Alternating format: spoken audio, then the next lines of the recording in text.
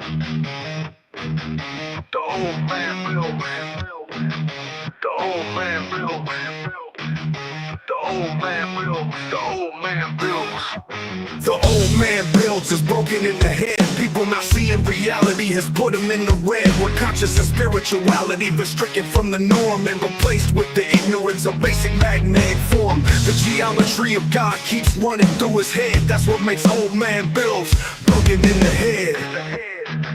The old man builds. The old man builds. Spheres of destiny are spinning in his mind, making him travel back and forth in time, battling the establishment for just a little recognition. Has him forcing the world to understand his premonition. That world will have all the technology in the end, even if it means his life will fail to instead. The old man builds. The old man builds. The old man builds. The old man builds. Hello everyone and welcome. My name is Nathan, otherwise known as Old Man Bills. Guys, what's going on? What's up, Darren? By the way, Darren got his Tesla coil. He ordered one from me, and man, he did the unboxing and he sent me a Facebook on it. It looked absolutely amazing. Hopefully he has it up and going today or yesterday, and it all worked out, man. But sent it all the way to Australia from California. So right on, brother. Right on, Dennis. What's up? What's up, Ulysses? Nice. Jarvis is in the house, man. Right on. It says fantastic, brother. Right on. Way cool. Yeah, man, those I pack them pretty well. So hopefully, when you get them, there's plenty of little popping stuff in there. So it keeps it pretty nice when it runs, when it it ships. All right, guys, we're going to talk a little bit about the Oudin coil, man, and what it's doing. What's up, Yanni? I ran into a little snag, man. I'm up here looking at patents. I'm trying to figure out some stuff. I messaged Jarvis and asked him, hey, do you know what's going on here? Because none of Tesla's patents cover the Tesla coil, and they never show it the way we always see it in conventional fashion. So he was kind enough to link me to a video and give me the correct name, and I went ahead and looked it up, man. Yeah, so it was pretty cool, man. Here you go. Managed to melt the base of it. You must have had that thing at full blast. Yeah. Oh. Yes, it was electrotherapy. So there's a whole aspect of medical that goes on with this coil that we're not allowed to go into on YouTube. So, yeah. Oh, man. Cooking sausages. Nice. PMP circuit, man. We'll have to take a look at that, man. That's the first time I've ever heard that, and I've run a lot of these coils. All right. Let's take a look real quick. So on the top, we have a traditional Tesla coil. On the bottom, we have the Oudin. I just call it Oudin. It probably sounds different if you pronounce it. The Oudin oscillator, man. And that's in the 1890s.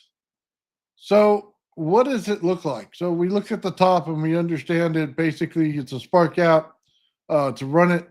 The oscillator looks more like a Slayer circuit, doesn't it? You basically are grounding the coil. I believe they're grounding out number one coil on one side, though I don't know how that's possible.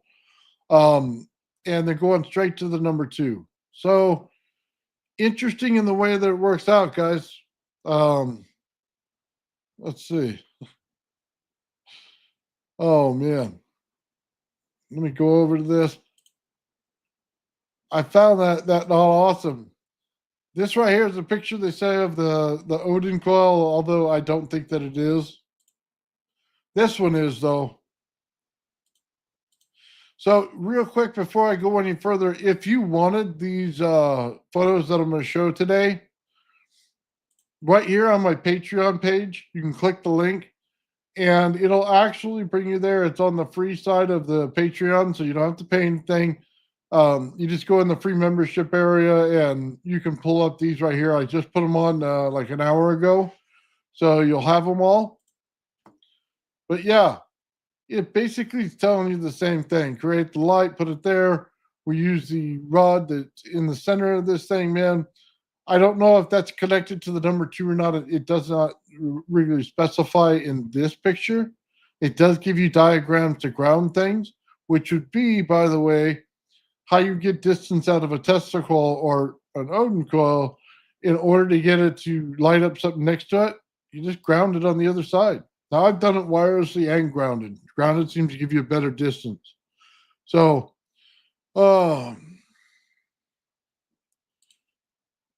let's see. Believe it or not, I was spoken to a man who said he was being kicked out of med school for opposing rats. And then I won't say that part because YouTube doesn't like it. Yeah. If there's a lot of things out there, a lot of devices that use, pull this off real quick, that use big coils and they call it a scalar field. And you'll see them on both sides, MDR or something like that.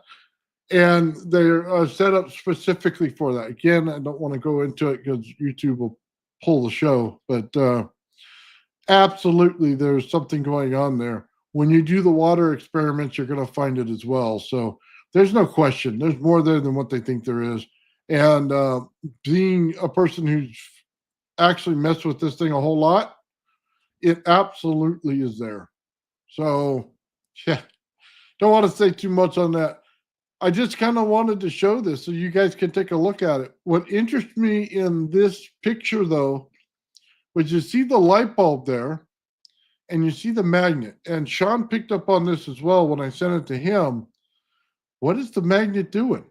Like, what were they looking for with that? Were they looking to change the frequency of it? Were they looking to get a different color out of the light bulb?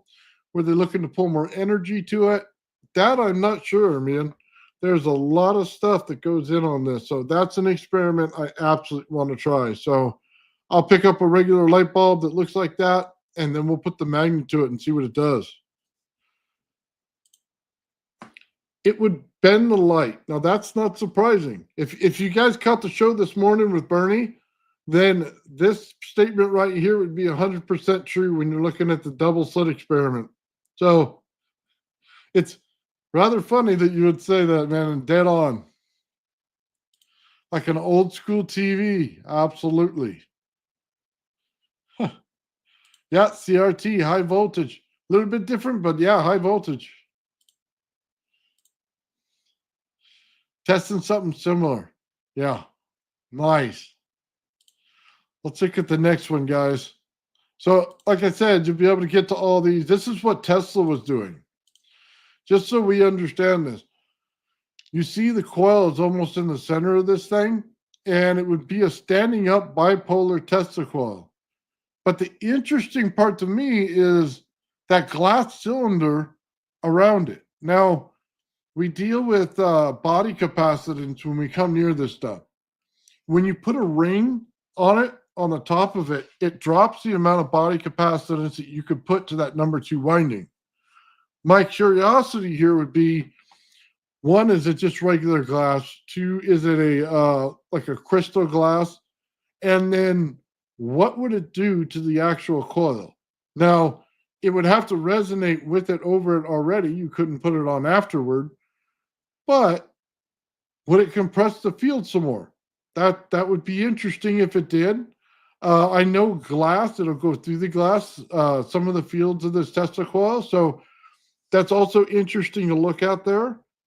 And the other thing is, was he doing it to focus the field to get rid of the body capacitance in order to get a more, just a cleaner signal coming out of it if he tapped the top part? So, yeah, there's a lot there, man. Silicate glass, yeah. That would be interesting right there. Yeah, let's make it. If we can find a glass that's suitable for, basically like a 3-inch or something like that to put over top, absolutely, I'm right there with you. I will absolutely pick one up. So let's see. Looks like bolts at top seems to be a vacuum. Ooh, Now that'd be interesting. We never seen one of these in a vacuum. It'd probably glow all day, huh? That would be a perfect purple hue coming off of this thing, wouldn't it? Yeah, I agree with you on that, Dennis. Right there. Yep. They sell it for, yeah. I did see that.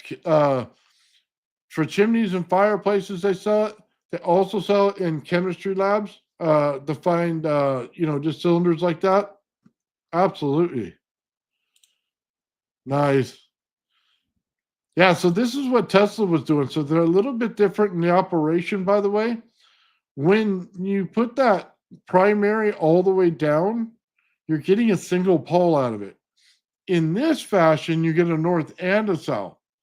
But in the other fashion, like we traditionally have them, you're only going to get one pole out of the whole thing. That's why it's so fascinating and interesting. You have a little bit different of a process going on here. Yeah. Give me a minute, Jarvis. I'll definitely bring you in. Let me get through the rest of these and we can go back through them. Okay, so this one, I know it's kind of hard to see on here. Now you can read the whole thing if you'd like. High frequency 3-inch spark apparatus. Not really caring about the spark. What I care about is this right here, and you probably know why. Right dead center of that, okay, he has a brass rod. Isn't that fascinating? For everything that we do, they already know it's there. Now, there's another person that does something like this, and it's called a cold current rod. And it would perfectly describe the rod that we have in that coil, wouldn't it? Cold current rod. That's so interesting. Now, this isn't my design. I didn't draw this. You can see exactly what it is. There's no mistaking what kind of coil it is. There's no mistaking what he's doing. Like I said, you can look at it all day long. They are definitely putting that in there. So let's back it out a little bit. Okay.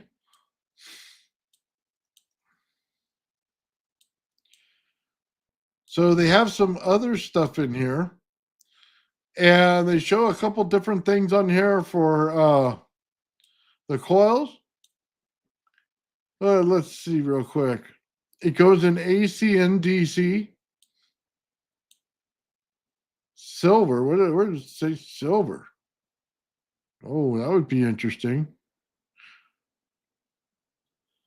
Anyway, there's a lot going on in this one. This is the one I want to get at right here.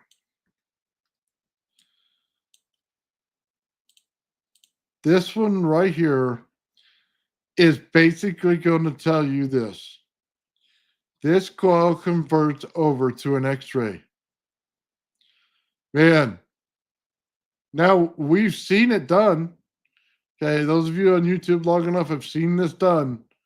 But I want to make sure you guys see a couple things. Number one, that rod's still down the center on the right-hand side of the picture.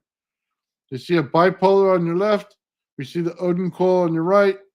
We clearly see it looks just like the coil that we're building. Now we see the rod always in the center there.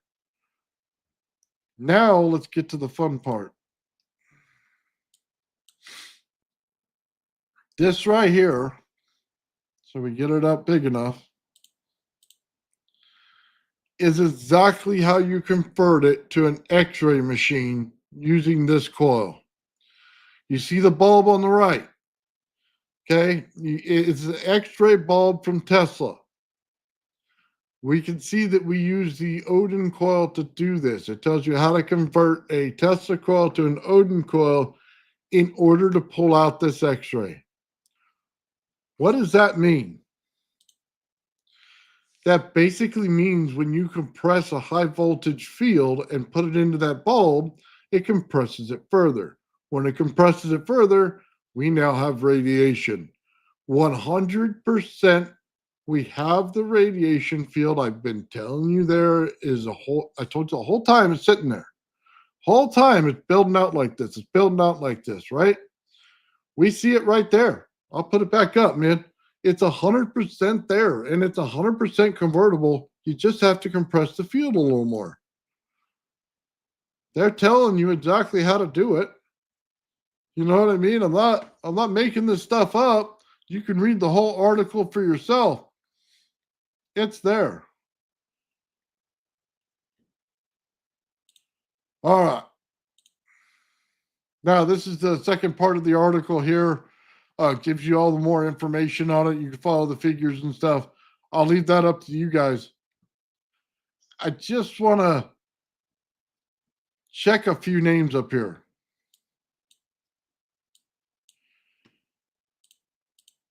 Richard Varley. Why is that interesting? Well, it's because of what he did with the coil. Then we look over here. Tesla patent bipolar core for winding for additive inductance uses distributed capacitance to neutralize impedance. What does that mean? It means he saturated this field in this capacitor in order to get rid of the impedance. Money in the bank. What is a bipolar coil for? It's a capacitor that saturates. 100% dead on. Got that one too. All right, I'm going to send a link real quick to Jarvis while this is up. I just, I find it funny that here we are, and everything that I'm telling you is coming right true. There's no lies going on. What I'm finding is the right thing. All right, let me just paste this here. Jarvis, I got it for you.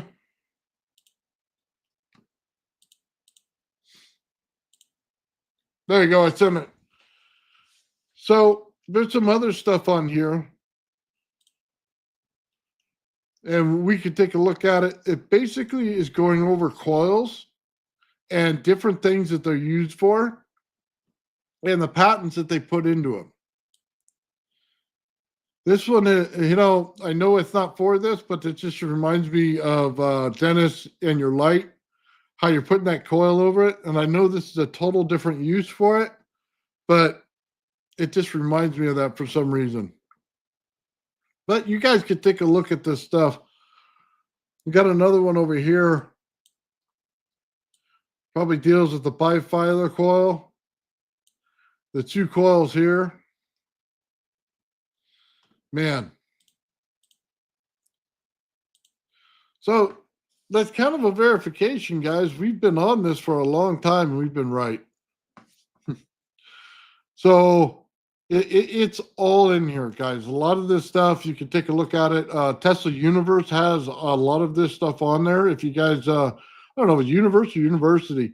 Anyway, it has it on there, a ton of it. And you can get all this free information on there. Read up about it, see what it is. The more interesting thing to me is the coil that we're actually building is not really a Tesla coil. It's inspired by Tesla. It has most of the stuff that Tesla does, but in truth, it was Oudin that brought that number one coil all the way down. Therefore, when you look at the patents for Tesla, you have to take that into consideration that Tesla's talking about a much different coil than the one we're working with. That kind of threw me for a loop, and it kind of gave me that idea when we're looking for the patent for the Tesla coil, the modern Tesla coil, and it's nowhere to be found until you pull up the Oudin coil, and then it's right there. And because he created something, and then now we're starting to get to understand what's going on. Now we have to look into his experiments in order to see it correctly. Because without that, man, we're taking, an apple and an orange and we're trying to make them work. And it's just not working that way. Jarvis, you there, buddy?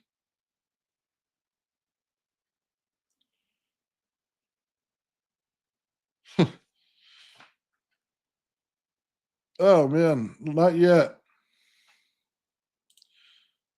There we are. Can you hear me now?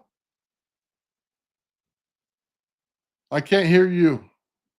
Hold on, let me check my mic. You there? No, I still can't hear you.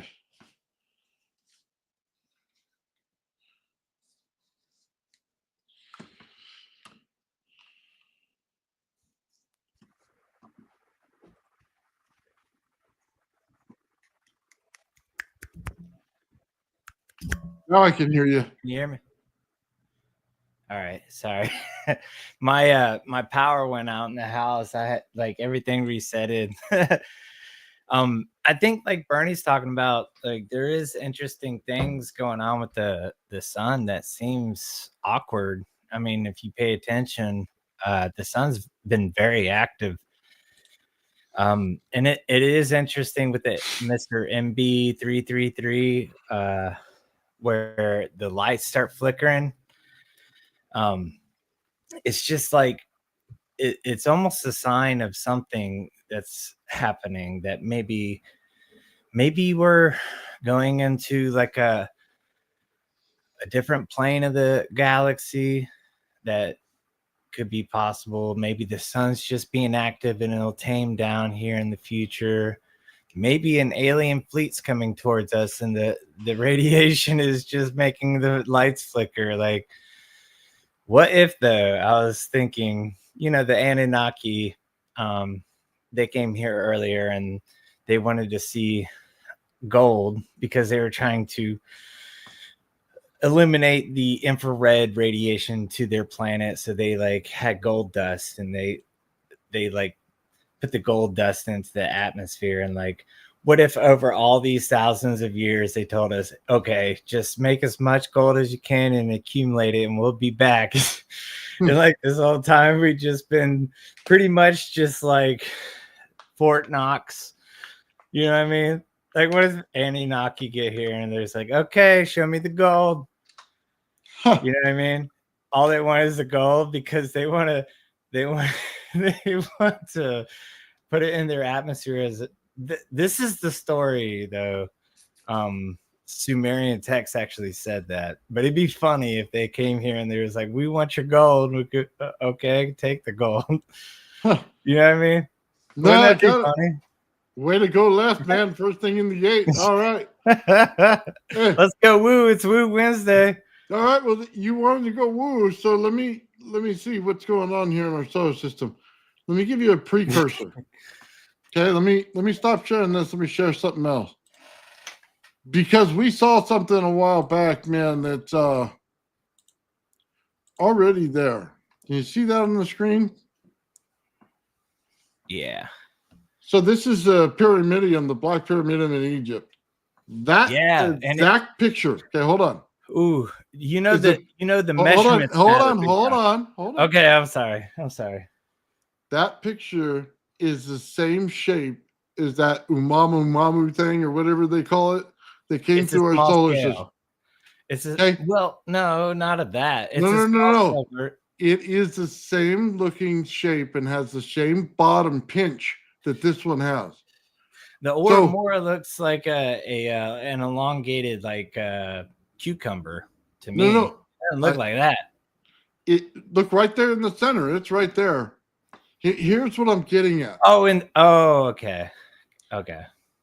It looks like a chip though. It could be like chipped out or something over thousands of years.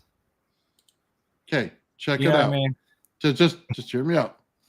The first time that you can find that thing that came through our solar system was 2012. But it's when it entered the solar system itself. Now, the Day of the Dead is 2012. The end of the Mayan calendar is 2012, right? We start to get a thing that's going on here. Now, there's other things that line up that show you when a comet comes through where you can see this thing as well. And you're going to get it when it had, what was it? The moon. I don't want to say it's the moon covering the sun. Okay. Like an eclipse. No, it was eclipse. There was two of them in the same year. And then at the same time, you could see this craft as well, or rock, or whatever you want to call it. And it's cool. They can prove it's literally not from the solar system. You know what I mean? Right. Like it came in. It's an interloper from some other far whatever within our galaxy. Like it's coming in from the outside. It's not part of our system. It's, to me, what it sounded like, it was the precursor for whatever's going to happen that happens every cycle. You know what I mean? You think it's like a mothership? No, I think it's just a precursor for the cycle to happen. Once it shows up in the solar system, the cycle's set in place. So whether that's a pole shift, whether it's something else, be binary. Do you think the sun could have a partner?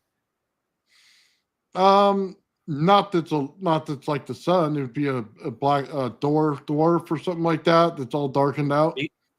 Yeah, because it would make sense for the asteroid or comet that you're talking about to come in if it were part of, like, and normally, like, statistically, all the stars generally have a partner.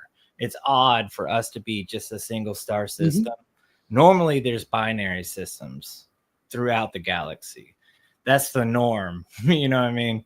So it would make sense if a brown dwarf were in orbit with us, and maybe the comet that you're talking about is a signal of it coming in. And the Sumerians talked about that culture being the Anunnaki. You know, that's Planet X or Nibiru. Yeah, it could be Nibiru. Yeah, or wormwood in the Bible. You know, they called it wormwood in the Bible, but it would make sense to me. And they even acknowledge that there's missing angular momentum to the sun.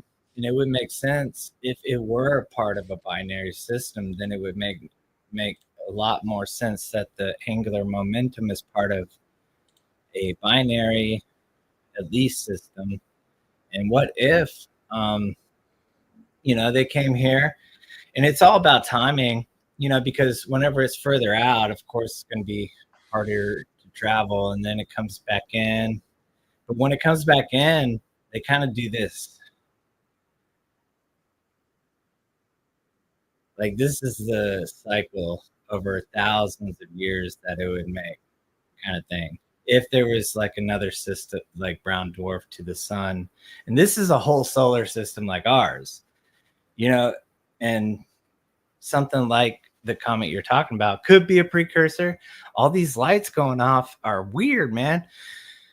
I have to say, it seems like a harbinger, some sort of clue that something's going on different. So it'd be either this cycle or something even going through the plane of the solar or the galaxy and back down, because that happens too, you know. But I would expect that would be thousands of years out. I think what's happening now is a brown dwarf to us, is what I think.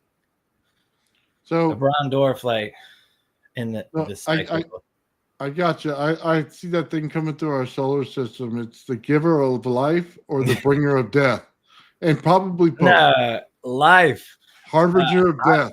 Yeah, it's going to. No, it's not. It's not. No, it's a precursor of something that gonna, like, the S is gonna hit the fan big time soon, is what it's saying. No. And to that may be 20, 30, 40 years, but it's look at the Kali Yuga. Like, the Kali Yuga thinks that we're going into a golden age. I don't see it going dark. Like Indians, I have to say, that's where and Tesla thought the way that Indians think chronologically, but the Kali Yuga coming up is the new age. Like the Greeks would say, we're transferring into Aquarius from Pisces, but the Yuga coming up is Kali Yuga. And it's a golden age. It's supposed to be the age of disclosure and openness and art, beauty, gold. I think what's coming up is beautiful, and people are scared, and you shouldn't be scared. Yeah. Okay. So hold on. Let's just get to the answer here. Gold as a commodity is one thing. Gold as a use in building something is another.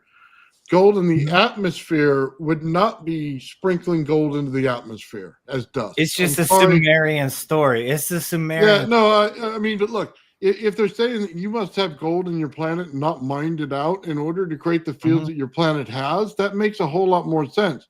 Putting it as fairy dust in the sky does not make any sense whatsoever. Okay. Yeah, you're right. Yeah. Oh, Yeah, yeah. I agree. But this is the Sumerian story, if you will. No, I That, understand. like, you know what I mean? Yeah, just sprinkle the fairy dust. I mean, look, Well, I in my like the opinion, stories. in my opinion, they would know alchemy and they wouldn't have to have us farm the gold to get it. They would just literally produce the gold from alchemy. If they're so advanced, they should know how to produce their own gold by manipulating matter. You know what I mean? They shouldn't have to use us as little farm animals to gather all the gold for them. What if it was misunderstood? What if we had to see precious metals like gold as something to value that we need to hold on to, that we need to mine for, so that when the Throughout time history. came, when the time came, like now, we're able to use those materials in order to advance our culture. It's our one shot to get over the hump and advance it to grow beyond the disaster that could happen. What if that's all it was? Innately we figure gold has to have some value. And it's funny, like they don't talk about the value of gold very much, you know. And with conductivity, actually silver is more conductive than gold, and most people think that gold's more conductive than silver. But the reason gold's important is because it's almost a perfect microwave reflector. That's why it's important. It's a mirror for microwaves. It's a microwave mirror. Gold is like the perfect element for microwave mirroring. You know what I mean? And this is why they did like some thin layer on the visors of astronauts so they could see stars, because the microwave emission from the stars would be able to be sensed by the gold. So it's on the infrared scale. Gold is very important. On the ultraviolet, aluminum is very important because you have the photoelectric effect that's very easy with aluminum, and zinc and all those more reactive metals. UV light is more important. So gold is important for the microwave. Yeah. That's I think honestly it was a story to tell in order for us to gain precious materials and to look out for them, how to mine them, how to get things done, how to build everything. I think that's more in line with what we're seeing. To understand why, like why gold. Yeah. You know what I mean? What's important about gold? It's only important when you make stuff. Solar light. Yeah, when they make the sails, that like it's really cool. They'll deploy a satellite, and the satellite will build out into a sail. And that sail's made of gold, and it's a really good reflector of the light from the sun, so it sails out. The gold is what allows the inertia of the light from the sun itself to push it. So, yeah, you're not talking about putting solar sails on your craft in space, are you? No, this is like basic. Solar sails are just the idea you can use the solar wind from the sun, and it's advanced from the point to where like it deploys. Like it'll go out and deploy into like this, like maybe looking like a dish kind of thing. You know what I mean?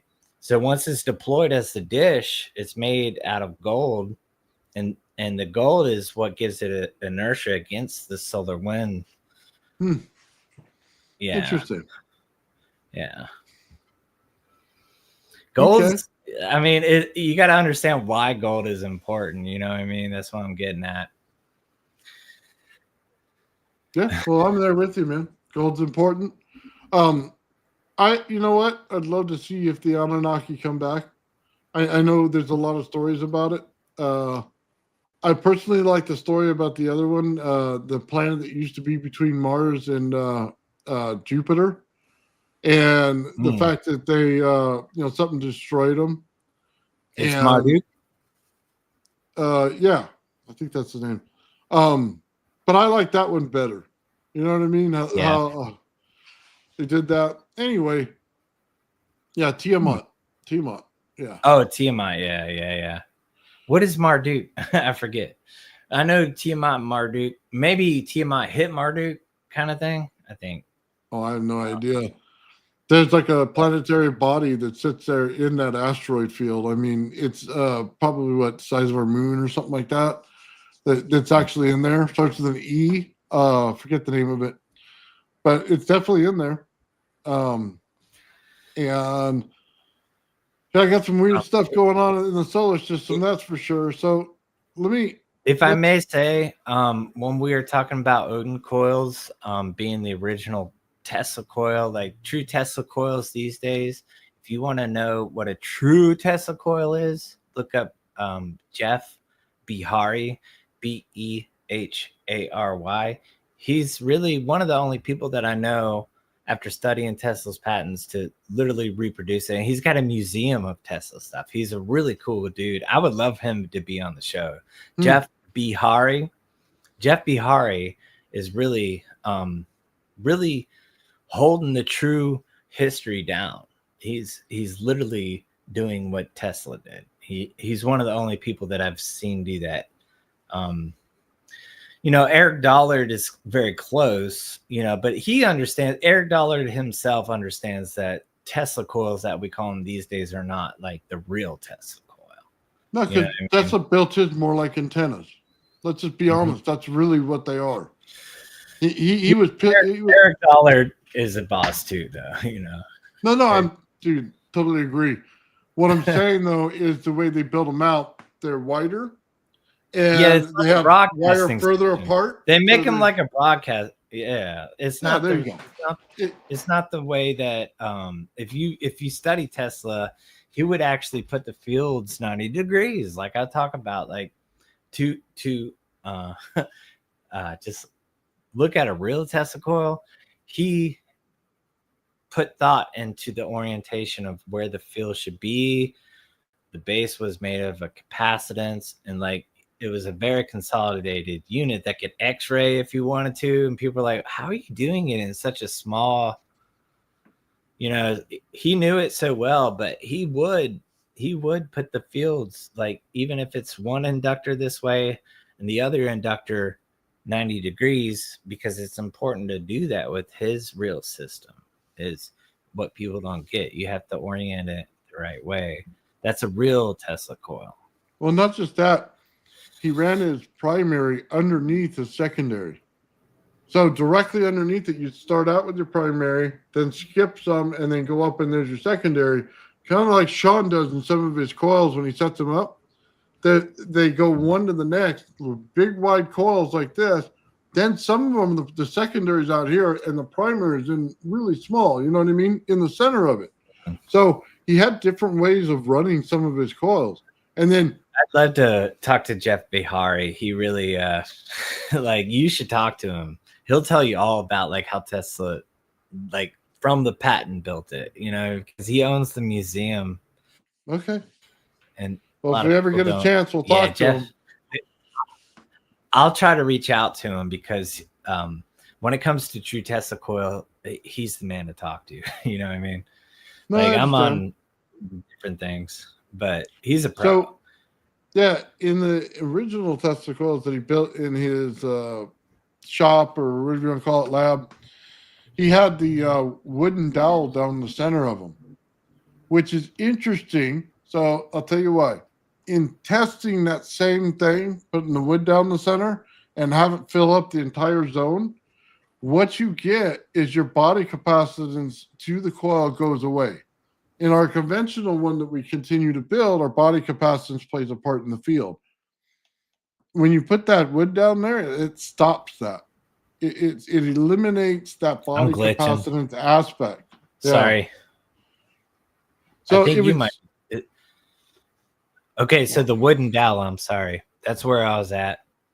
Yeah, it makes sense, because it was silly, but like wood is very important to me. Even the Ark of the Covenant was golden wood, you know. And in ancient Egypt, wood was actually worth more than gold. And a lot of people don't know that. But Because it they don't was, have trees. yeah, and the right type of wood matters. You want like a oak tree is more potassium, you know, like hardwoods, you get more potassium, you know, and then like softer woods, you get more sodium. But in ancient Egypt, they would value uh, oak, say, over gold. Like it literally had more value than gold because they're so getting gold to them was very easy. You know what I mean? Maybe they were taught how to do it. You know, because the Maybe. Sumerian text, like, you know, if the Sumerians valued gold so much, maybe the ancient Egyptians could make it, you know, pretty easy. But they had no trees, and they're like, hey, this piece of wood is valuable. No, And we I just think it's a tree, you know? totally It's silly. understand. It's Yeah, silly. Like salt was the origin of salary. It all depends on what you value, you know? well, yeah, because they in what the Maya, where the salt was more valuable because of what it does for the meat and everything, prolonging the time you can have it. Yeah, Yes. so they would pull the salt out That's right away. They literally boil off the water and get the salt out of it right then and there. Make that's cake. literally the beginning of salary is salt. Sal. You know what I mean? Hmm. So like they used to use shells as a form of money. Anything that we deem valuable is the money. You know what I mean? No, I'm there with you. I understand. Yeah. How shells though? Why like back when it was way old, shells were used. Like what would you it's almost like the movie with the uh the three seashells. But like how do you use shells for value? Why would shells be valuable? You know? I can see salt. But shells? You know, it may be in construction material. If you needed something to fill in instead of putting rock in there, you could put shells Calcium in it. carbonate. It's limestone. If you crushed it up, it's limestone, There you literally. go. It's one of the best sources of limestone, you know, but you gotta crush it up. Well, And- who said and that they didn't, man? They made all kinds of stuff. I mean, we're why do you still figuring it out. I think they worship these things. Even birds, like birds are very prominent in ancient Egypt. Almost everything godly had wings or something of that sort. But birds, their eggs are a great source of calcium carbonate for limestone, sulfur. You can like eggs are very valuable if you know alchemy, but I can't go there. But eggs literally have almost every ingredient you want. And some alchemists would literally use the shell as the furnace for alchemical experiments. You know, the golden goose came from that. The whole story of the golden goose is literally an alchemical allegory that was carried through history because they used sulfur and calcium carbonate and these ingredients, you know, to if they didn't produce gold, maybe it was easier for them to extract it from the natural environment. I don't know, but somehow they knew how to get gold very efficiently. They were painting things in gold. You know what I mean? Like either they were mass producing it with alchemy or able to see flour gold and extract it. But either way, gold is gold. And I do think that you can do it with matter, but it's very sophisticated when it comes to that and very dangerous if you don't know what you're doing. You can literally die if you like get into this and you don't know what you're doing. That's why I don't even want to talk about it. Nope, that's why I don't cover it on the show. Yeah. Yeah. I agree. I agree. It's dangerous. It's really dangerous. It's dangerous, Honestly. and it's nothing but hot water you get into once you do it. Okay, You gotta there's no know. You hiding gotta it. know. Yeah. If you do something wrong, though, you gotta know that it can be very dangerous to your health, and that's why it's important to know somebody that you know can explain. Like, you may not want to do this or that. You know, it's good to have a mentor in something aspects of alchemy is what I'm trying to say. Is like you could literally mix some ingredients in your kitchen and die. You know, it's that easy. And if you don't know what you're doing, it can be so dangerous. You wouldn't realize it. You know, Oh yeah, it's scary. You know, it's scary if you don't know what you're doing. It's like how do I say this? Never take your soldering iron anywhere near where you put super glue at on plastic. Yeah. Oh, Kind of one of those things. advice. Instant regret. Great advice. Yeah, That's, it's not that you can see anything because you're going to get blinded and teary-eyed, but because the chemicals themselves are in the air everywhere instantly. So yeah, I don't want to go any further into that, but that's just a bad sign. You should stay the heck away. So yeah, watermelon and milk. That doesn't even sound good. That sounds horrifyingly bad. Yeah. Oh man, Jarvis froze up on us. Oh man, hold on. I have something to show everybody. So give me a second. Let me pull this up.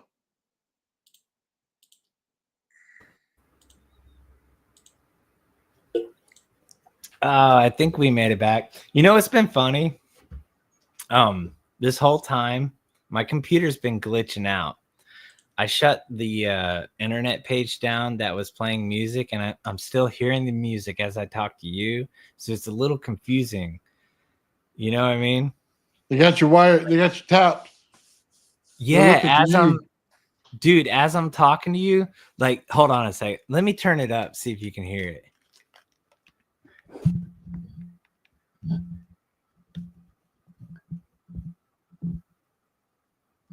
I can't hear it. No.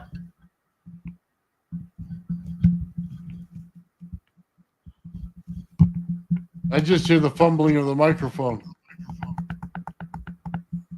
Right.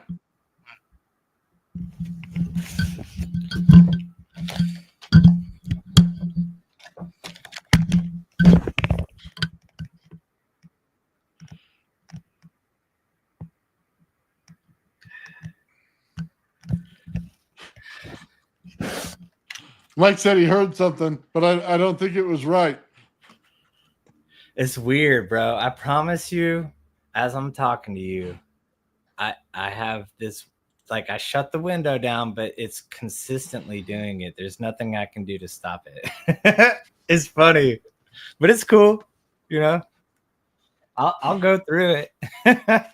It's all good, man. They fuck with me a lot, man. I wish you could hear it. You didn't hear anything. No. All right. I just heard the fumbling of the microphone. That's it. Yeah. Dang. Well, all right, hold on. I got something, Jarvis, okay? We're going to change gears a little bit, all right? Now, I was telling people when they go into the UFO what they have to create, which field they have to create to get in order to move the thing, right? And you're basically going to have to create the bands out of a radiant field. You need it to reband into like an RF field. Now, with that said, hold on. I think the mode is more important than the band. The mode. Hold on. Stop. I have something to show you. All right. This right here is what somebody is observing in the sky when they're seeing these bright lights that are going on. As he put it through his software, the bands appeared. Nice. So let me play a little bit of it so that you can kind of, hear what's going on. All right, yeah. He'd noticed this as well and sort of saw a theme, and there was that sort of suggestion maybe we should just talk about this and throw it out there and get some images out. What is it that you've been finding? Stratified. I mean, you're getting sent tons and tons of subscriber videos and photos and stuff, and you're spending a lot of time. And so many in the last 3 days. I can't believe it. It's been rendering constantly. No, with the It was with Gloria's, with the first door cam. It could be a camera after glitch, the just to be portal thing, honest. whatever it is. This cloud explodes and then goes back into itself. I've got the images up there and the videos are showing of that. It goes in, and then as the light concentrates, you get this kind of a vent or ribbing, you know. And I kind of called it a lattice because some of it seems to, you know, like kind of weave in. But I was more interested in what was behind that. I could see something moving independently of everything else that was behind this. And I thought it was just a glitch, you know, it was something wrong. The software couldn't pick up what was going on, and that's the best it could give me. And It then I could was be, doing though. Claire's video, and I had the same thing come up. When I go deep render, it's weird. I get this net over the whole sky. When you go right in, there's this weird net. I think I might have mentioned it before. I've asked people, what is this? You know, is it just the way, that's the way it does it, and it's a software thing. Like sometimes on Photoshop, It you get a looks like cross. a camera. Have you ever noticed like folded paper? So I thought this net was, and it had a contour. But then with this net, there's this thing coming out, and then the light's there. But this thing can be big. You know, I've got some images there with it reaching right up and to the side, and the light's behind this grill, and then it's in front of it. I tell you, after seeing it so many times, it reminds me so much of like a Dali painting or Python, what's his name, Gilliam, some of his animation. You know, when he's got like a 3D of the sky and you can see the landscape and the horizon, but then there's a cut in the sky, like the sky. Okay, hold on. But it's 3D. This is how it gets me. Okay, when you look at a streetlight in the dark, like it's dark, and you go out and you look at a streetlight, your eye will see a spiral, not this glitchy stratospheric thing like a camera picks up. Your eye will see a spiral pattern. You can see it literally, you know what I mean? So your eye can capture a spiral coming out, and that camera seems to stratify it. And I think that's a glitch. But truly, what's happening? You think it's a glitch? You don't think it's something that's natural to the formation that's going on in the sky? I think it's a glitch. Well, with the stratification, the bars that were happening on the image, I think that was a glitch. Because like I've done this, you can zoom in on a star and have similar type of glitchy stuff going on. But it's similar, like a streetlight with your real eyes, you can see a streetlight spiral. If you focus on a star, you can see it spiral.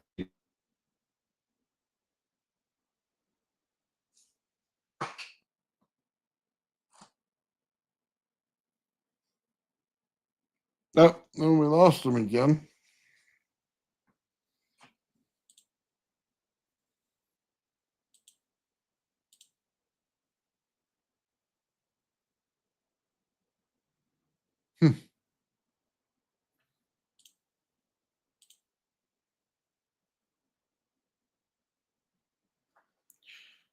Interesting. It says recording error, so recorder tab to learn more. There's an error going on. It could be the sun's activity. It could be the FBI. It could be many things going on right now, guys. Who knows? I don't know, man. You glitched in and talking about one thing, or glitch out and then glitched in and talking about another. We're all lost. Who knows, man? No, but I think it's more of a spiral, and the camera just is digital and it catches snippets of the spiral to make it satisfied. But hold on. Now it'd be one thing if it was just that, but let me just pull it back for a minute. I mean, if you want me to tell you how to levitate, I can tell you how that.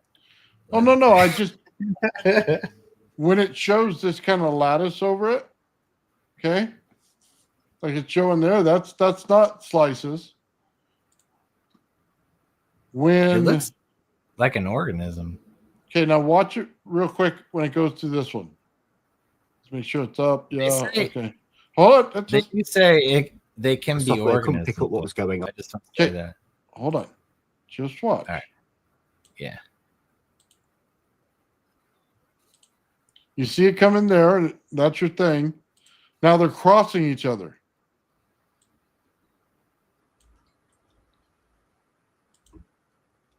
Is it the same thing though? See the crossing now, they start to go into what looks like a mesh. Well, it definitely doesn't seem from this to be man-made. It seems more of an aura, something organic. It's hard to tell if it's the field glitching it. I mean, so many things could be going on, you know. Well, that's what I'm saying. We always throw things off as a camera trick right up front. Because camera give you Yeah, but when you start looking at it again, watch it again, flow right through it. because once a real It encounter totally- happens and you're on a camera, it glitches anyways. You know what I mean? So No, I understand that. It's But you're missing my point. It's matrixing out. Watch, hold on. You see it doing it throughout the whole thing there. Right there. That is in one direction on the camera. You're going to say camera's got to do it both directions, right? That's lattice. That's definitely a lattice. Wouldn't it be interesting if after this frame it took off to the right? No, well, that's the point. That we don't have that footage to be able to tell you if there's a direction after this. If it Yeah, but if we did, it would be a smoking gun. Yeah, this is what I'm saying though, because what you're saying is the reason it's glitching out is maybe a propulsion type of thing going on here. It flipped the field. So, that's but what of course they cut the image. Yeah. I mean, look, here's the thing. It could be either one. It could be a camera problem. It could be a software problem. Or It's it could probably be all of something. them. Yeah, it could be something that the structure itself is presenting in order to move. That's all I'm saying. I just thought it was so interesting. You know, a lot of people think it should be this or that, but there's so many things that it could be. You know, I mean, like I always say, instead of binary, I think 3, like yes, no, maybe. You know what I mean? Like maybe it's this, maybe it's that. Like there's numerous things that can happen if you were to get a true UFO footage. You know, it's probably going to glitch your camera out, and people are going to be like, well, it's glitching the camera, and it could be this artifact that's on the camera that looks like, you know, something because the camera's glitching, you know. But in a true encounter, your camera's going to glitch if you're trying to record it. You know what I mean? So off the bat, I got it. So let me just give you a little more context of what's going on here. There are 5 different events from 5 different people with different cameras. So it can't be the same camera with the same glitch, right? But if you're picking up the same thing from every one of them running at different shutter speeds or, you know, things like that, there's got to be more to it than just, hey. So that's why I say software. It could just be everybody's running it through the same exact software and comes up to the same glitch. Yeah. So, if multiple people see it, yeah, I agree. So, yeah, I'm just saying I think there's a little more investigation needed in that area for sure.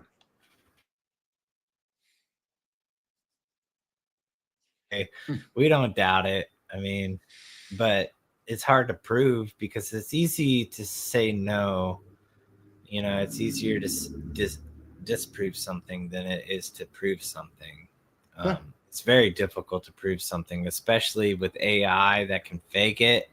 You know, these people with orbs in their house and stuff like that. Like, so you have to weed out the BS, you know, but intuitively, it's written in stone that these people have been visiting us for a long time. I don't, you know, to me, it's just obvious. It's not, I don't need proof. I'm pretty sure. You know what I mean? I'm pretty sure it's been happening for thousands of years. Even in ancient paintings, they'll have these. You know, it's just obvious to me. Oh, look, there's no doubt. What I'm basically getting at is the way I see it is they're going to have to field flip in order to make a directional move. And if that's what it's showing, if we could see that light behind it move in one direction, like you said, then yeah, it'll prove the theory, right? But then you still have to rule out AI and stuff like that, right? But it still gets into that direction that I'm looking at. Are they flipping to get to move? So that's all I was getting at. Yeah. Well, it's kind of like when you do a slingshot, you pull it back and then you release. Is what Yeah. I'm thinking. Like they slowly go boom. So it's a flip in the potential. Yes. I agree with you, but it's like a slow, and like I honest to God saw this UFO come in and do a slow arc and then zip out. And like because the slow arc has potential, like you're pulling a slingshot back. So that slingshot could be released very quickly and you zoom out. You know? No, I get it. So, yeah, like Oh, I said, that field, but it's a flipping potential. Like you're flipping the potential energy into kinetic, but you're doing So- at a rate that's different. You know what I mean? so we see it in the Northern Lights when they come up and you see the same breakdown. We didn't see the grid in the Northern Lights, but we do see the RF. You know what I mean?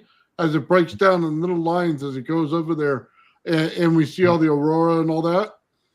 So It's that's beautiful. what I'm getting at.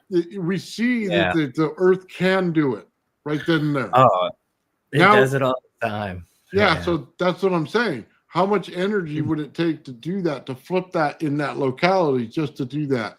It's always a curious question. Right. I would say though, focus on the rate of the flip is what I'm trying to say. You know what I mean? Wouldn't it be stupid if you set the mousetrap the same speed it snapped? Wouldn't it be stupid? No, I understand Obviously. So that's where the flip is important, but it's the rate of the flip. that. You know what I mean? Is what I'm trying to emphasize there. Oh, I have The no flip- doubt. Right. Yeah. It's the rate of change. They call it a slew rate in engineering. It's a slew rate of it. But it's literally like your input is slower than the output. As long as the output's faster, you have higher power. It's, you know, power is based on the time. So you get higher power out. You know, but it takes time to gather it and then boom. You know, so you're investing time to do it. But it's the rate of the field. So I'll say this. He froze again.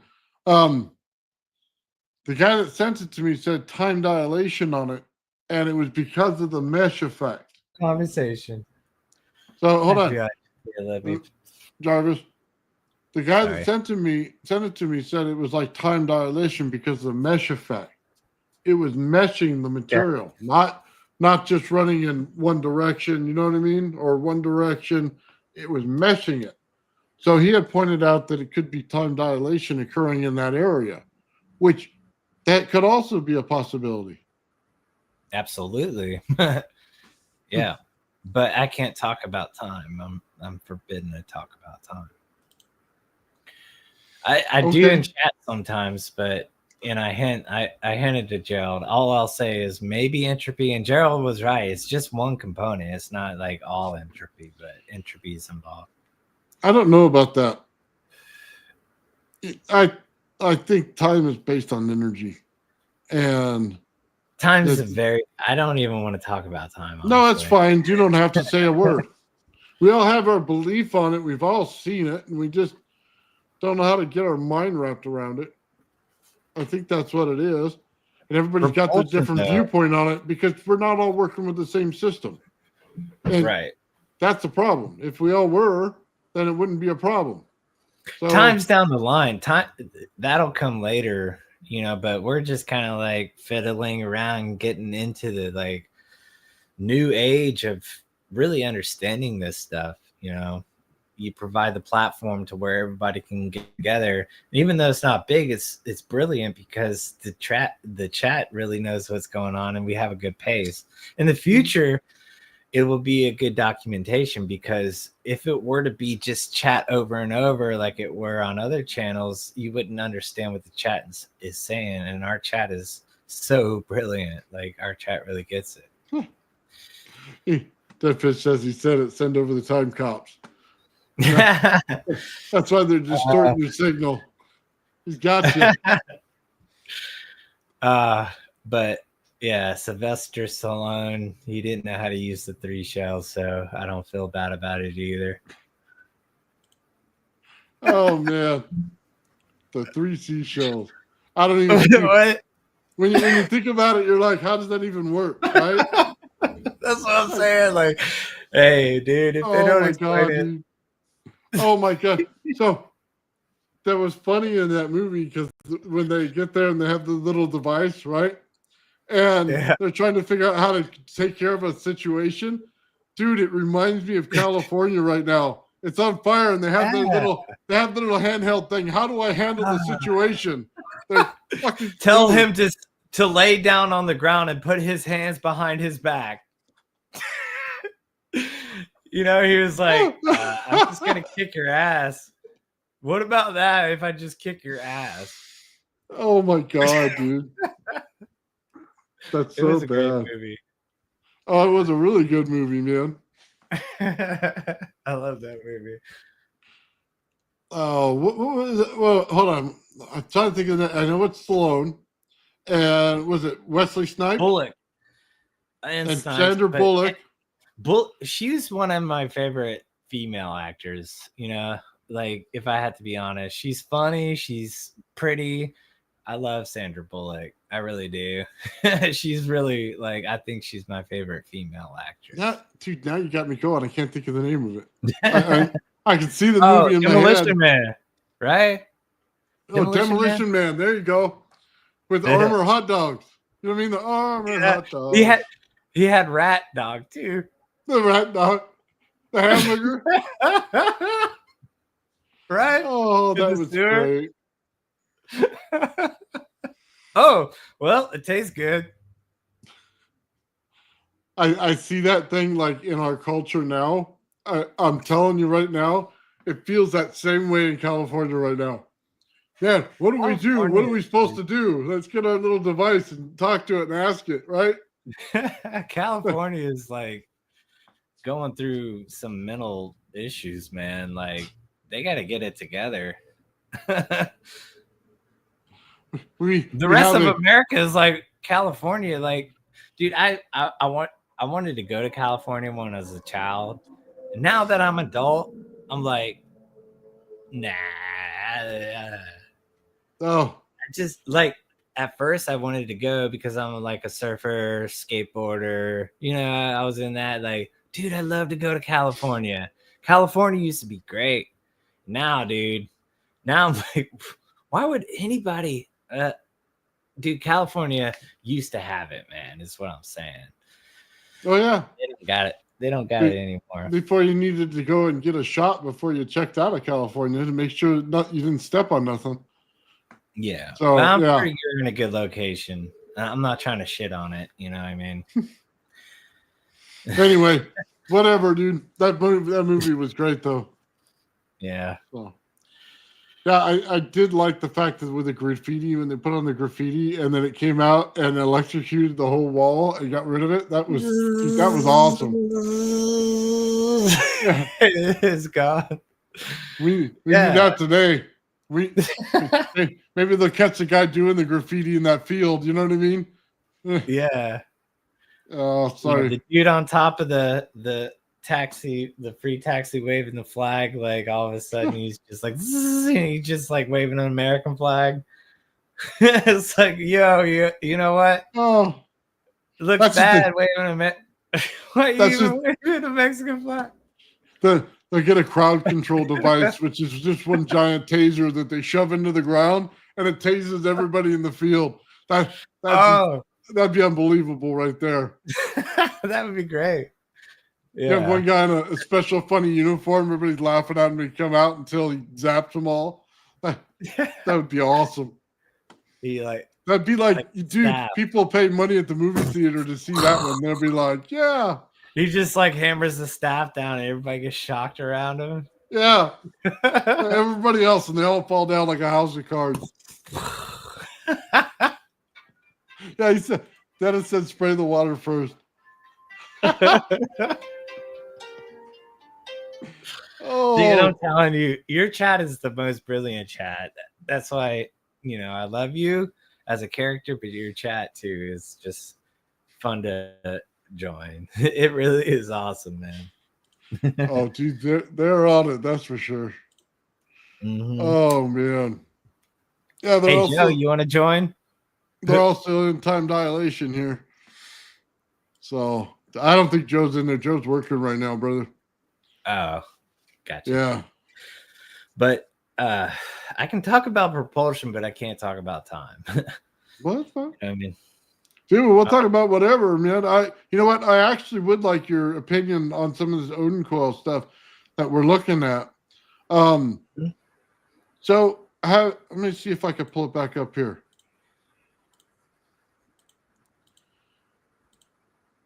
And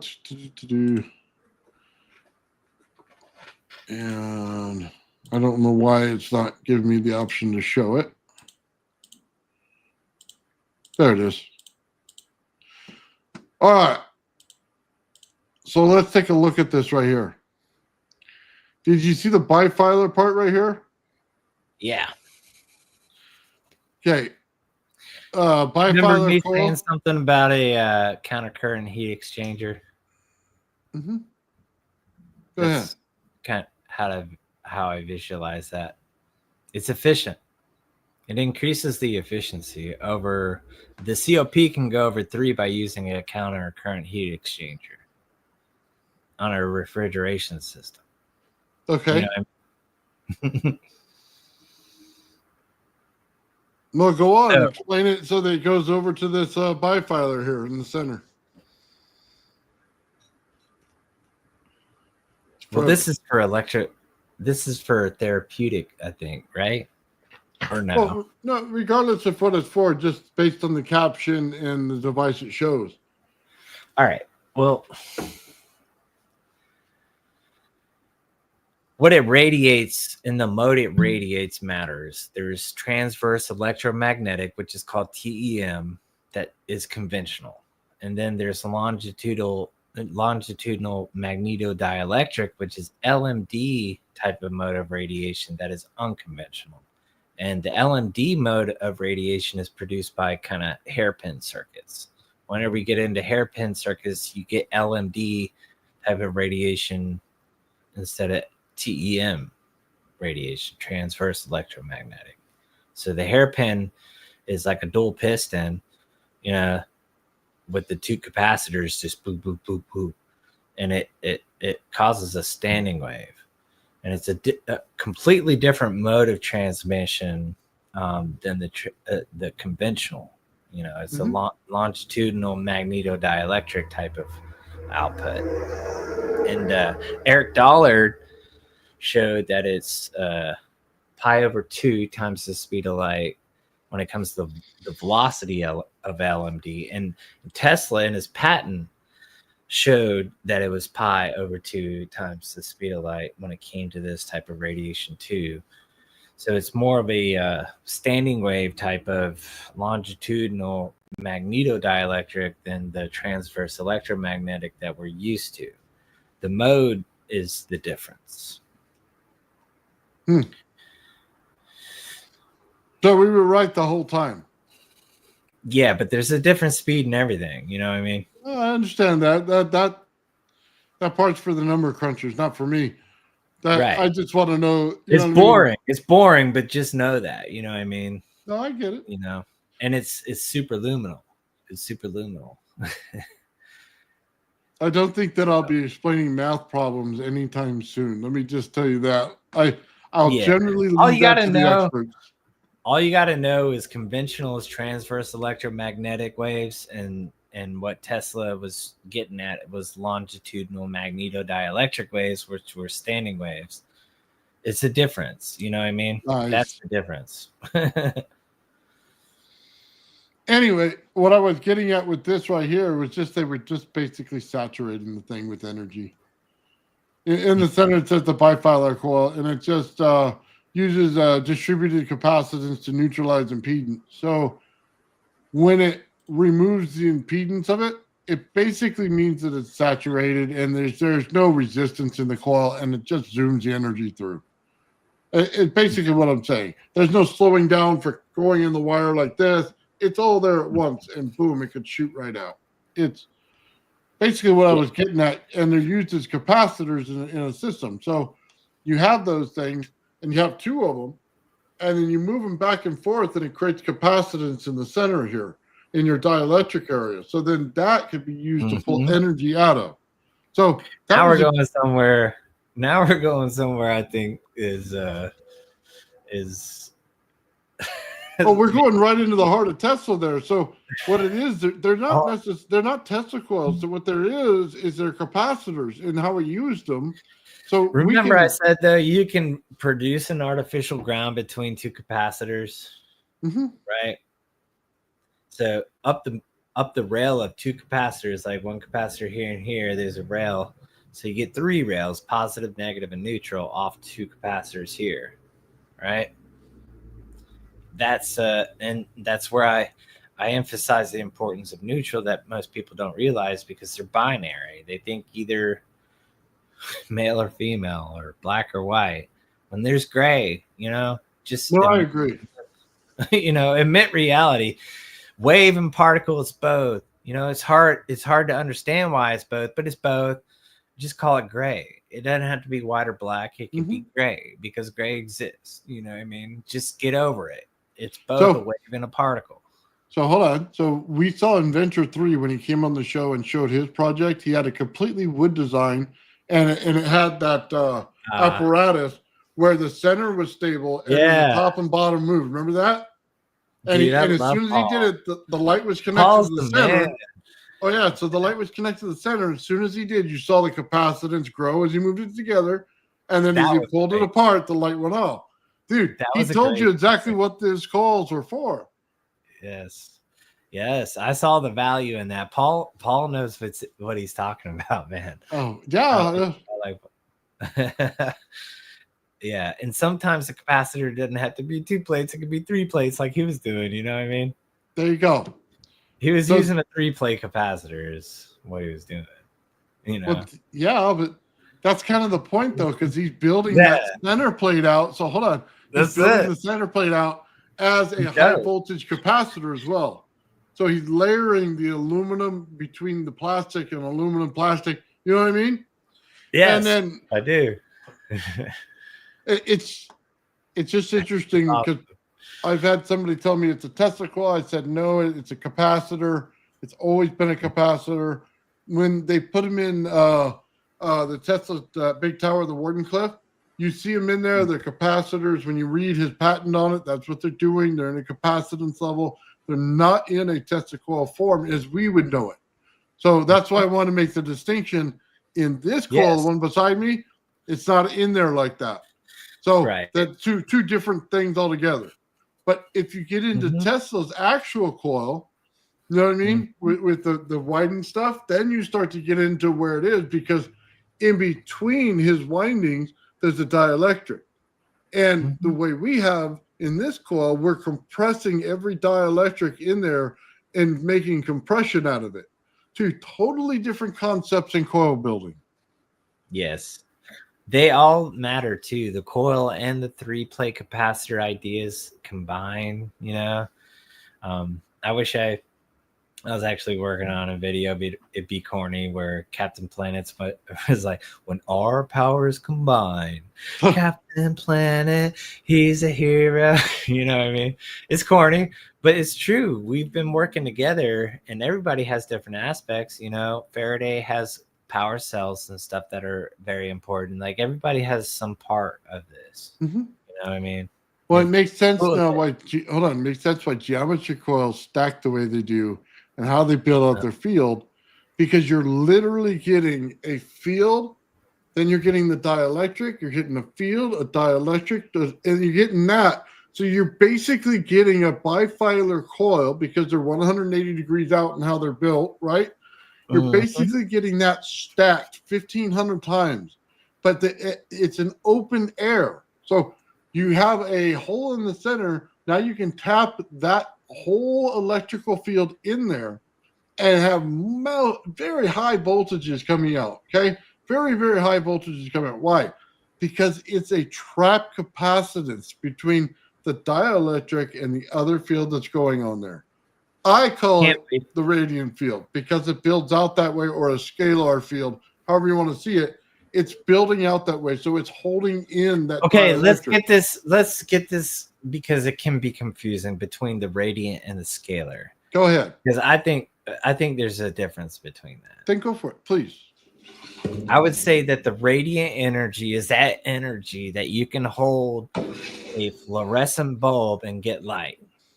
Okay. I mean, that was the original definition from what Tesla was explaining, but he was using like on his, like one wall would literally be a plate and the other house wall would be another plate, and he'd be in the middle, and he can orient the bulb and literally like light the bulb because the two plates were part of the room. Okay. So the radiant energy is that energy that can light a fluorescent bulb if you were to orient it through the electric field that's oscillating. You know, so it's similar to scalar because the electric field is generally linear between those two plates of the room. Mm-hmm. So they're similar, but I would have to say, because there's also the definition of scalar being two different waves that combine. You know what I mean? So let me ask you this. Okay. So in a geometry coil, the way they stack, would you call it scalar or radiant? Okay. So we're talking about a rodent type of geometry. No. A flat geometry coil. Flat, yeah. Like Gerald. Catcher. Like a dream catcher. Yeah, like a dream catcher. Well, like, okay, so, well, when I picture a geometry coil, I picture one like central winding, and then you can loop around that too. You know, no, so that's not it at all. Yeah. So we have a different understanding of what you're saying, is what I'm getting at. Okay, so I'm going to make a geometry shape. Okay, and I'm basically going to make a hexagon.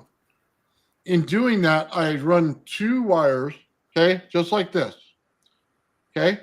But now I'm going to take two wires and run them immediately back over it, okay? Now I have canceling. Okay, I'm not going to cancel it at all. Well, no. I'm running. In engineering, they say canceling, but it's not. You can't cancel it. Yeah, yeah. The way that it's built is non-canceling. If you build it wrong, it's 100% can't just cancel it. Yeah. Right. So hold on. Just understand what I'm saying. Understand what I just said. If you build it wrong, it's a canceling field. If you build it right, it is non-canceling. Okay. Mm-hmm. So for this, what we're talking about is non-canceling. So if I build those two like this, and I build another one over it, right? And then I build another one at a different angle over that, but then this one builds at the same. You know what I'm saying? As you build up the geometries, it's building like this, okay? And the other one is building like this. It's 180 beautiful. degrees out, right? So like in that, you're creating. Hold on, you're creating a flat field that goes in there. In between every flat field, you get a dielectric. So is that flat field that you're building a scalar field, or is it a radiant field? That's hard, man. That's a hard question. You know what I mean? Well, you wanted to define the two. Okay, I would have to say when they're stacked like that,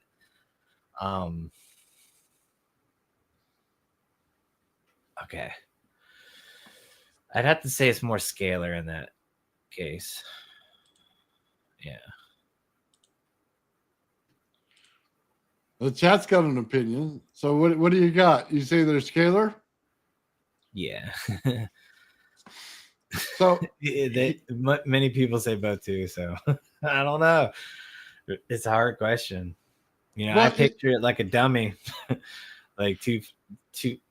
You know, that's how I picture it. So it's complicated for different geometries. I mean, it's like asking how a triangular stone will skip across the water instead of a spherical stone. You know okay. What I mean? So let me say this the way I see it. Okay. I think the field in the center is radiant. I think the field on the outside of the coil, as you build your shape, right, on each level, becomes scalar in the way that it works. Mm-hmm.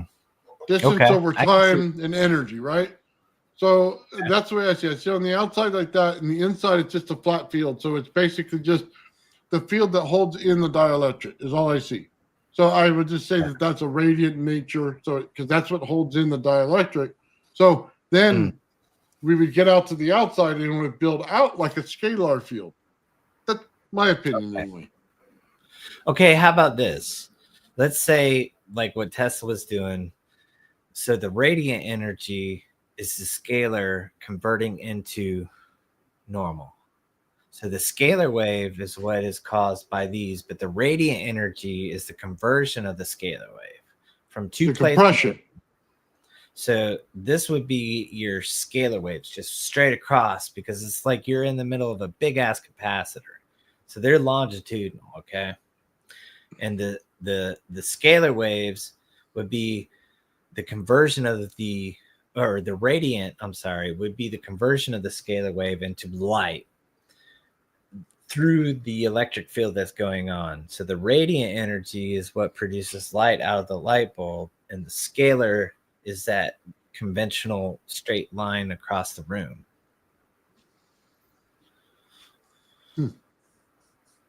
Does that make sense? No, I'm understanding it. I'm thinking about It's it. hard. Yeah. It's hard because to visualize. on the outside, on the inside, they're individualized, but on the outside, they act as one unit. The whole entire coil acts as one unit. But in the levels that they build out, they're individualized. Yeah. Yeah, the radiant, though, is not scalar. Like, it's a conversion of the scalar. So the radiant field is like when that flat line shifts 90 degrees and becomes active. You know what I mean? Right. So that's why I'm asking, because let me just put it this way. We're on a scale here, and right over here is our radiant, right? But right close to it on that scale is our scalar, right? So we're talking about the difference between flipping a field just a little bit here, okay? That's all we're doing. That little area, so everybody understands what we're talking about here. That's why it's always it's that little difference. It's exaggerated. You know, only Tesla could make two plates of a room, like literally like that. You know what I mean? Yeah. So we're talking, that's a great point. We're talking about like normal conventional capacitors are very close together, and we're studying what's going on here. Yeah. You know, it's an in-depth, larger version, you know. Yeah. Absolutely. Yeah, I agree with you on that. Master Evo explains it well. He explains a lot of things well. Yeah. You just gotta keep with him when he goes from one video to the next. Yeah, but I find that there's two different definitions of scalar. That's why it's you know, a little confusing, I think. Yeah, well, I think if we wrote it down, it'd probably be easier, because there's a lot of variables in the way I see scalar, I think, versus everyone else. Because I see it as it's an energy field that builds up. You know what I mean? Just like a DC field does. The higher the voltage, the colder it is. The lower the voltage, the higher the temperature is. Okay, which works out in the Earth, because the Earth works out in scalar, because the center's magnetic, the outer part is voltage up there, and then it builds out temperature-wise the same way, hotter in the center, colder up there, and we see each level has a different frequency, because it has to be that way, because the frequency difference is in, just like a DC system. You know what I mean? Colder when it's more voltage, hotter when it's more magnetic. That's the way I see scalar working out, but it works out in spheres in the Earth, which confuses a lot of people, because it's just geometry. We took a flat linear plane, now we made it circular, and now everybody got lost.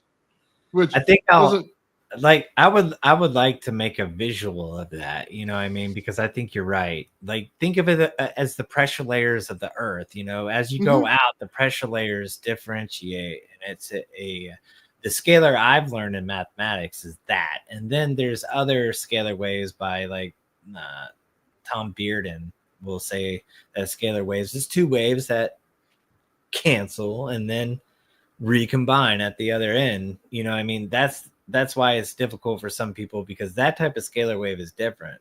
What we're talking about mathematically, a scalar is a vector that has no magnitude. You know what I mean? It's like pressure. It's like elevation. It's not that difficult. You know what I mean? The definition of the scalar wave that's two waves is Bearden. And like in college, you learn a scalar is just a vector. You know what I mean? It's mathematically what Nathan is saying is correct. That's the basic definition of a scalar. He's absolutely correct. It's But like there's a a pressure gradient. But Bearden is right in how you Yeah, throw but a Tesla coil I into think a, we should call into it different than field. scalar, though. But we should call it different than scalar. Oh, you're right. They should call it different, make it clarified, but they don't. Yeah. But you know what? Ultimately, I think there's a reason why they don't. Just hear me out. If I told you the sun is scalar, and then I told you the planet scalar, right?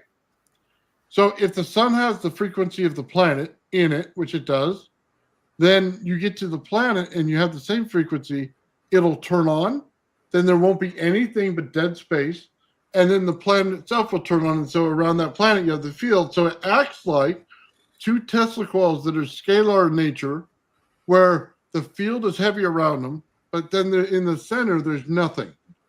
You know what I mean? Yeah. At least there's nothing to what we can see anyway, and there's not enough energy in there to what we can see, not to And like what's really going on. you just flip the nothingness. You know what I mean? Yeah. When it comes to two, you know, that's I agree, but I think we should call that different than scalar is what I'm getting at. I think we should call it like constructive and destructive interference is really what that is. What it's doing is you're doing a destructive interference that's translated that could be flipped into a constructive interference again, in my opinion. What you're doing is you're you know what I mean? But I think the reason they don't change the definition is because the way it has to build out to build the scalar wave inside the planet, right? And then you have to do this, it has to build the same way in the next thing. Like, so the sun builds it out the same way. But then the area in between, there should be the definition for that, right? That's why they don't change it, because it's built, you have to build it out the same way as the planet builds it out. You get what I'm saying? So, but there should be a definition, like you said, for that null zone or the area we can't tell what's going on. Yeah, it would make it easier to visualize because it just throws people off. I hate having multiple definitions, you know, like Eskimos have 100 words for ice. I'm like exaggerating, but you know, like the more elaborate we can be on the definition, the clarity will come, you know, because scalar, in my opinion, has been confusing, and I understand both definitions, but a beginner wouldn't understand that there's two definitions. You know, it's very difficult. You know, but I think the Bearden definition is more constructive and destructive interference. Maybe it could be The Bearden, so it's an null zone area, or the yes, or yes. the what the F area. You know what I mean? Joe talks about that. Joe, Yeah.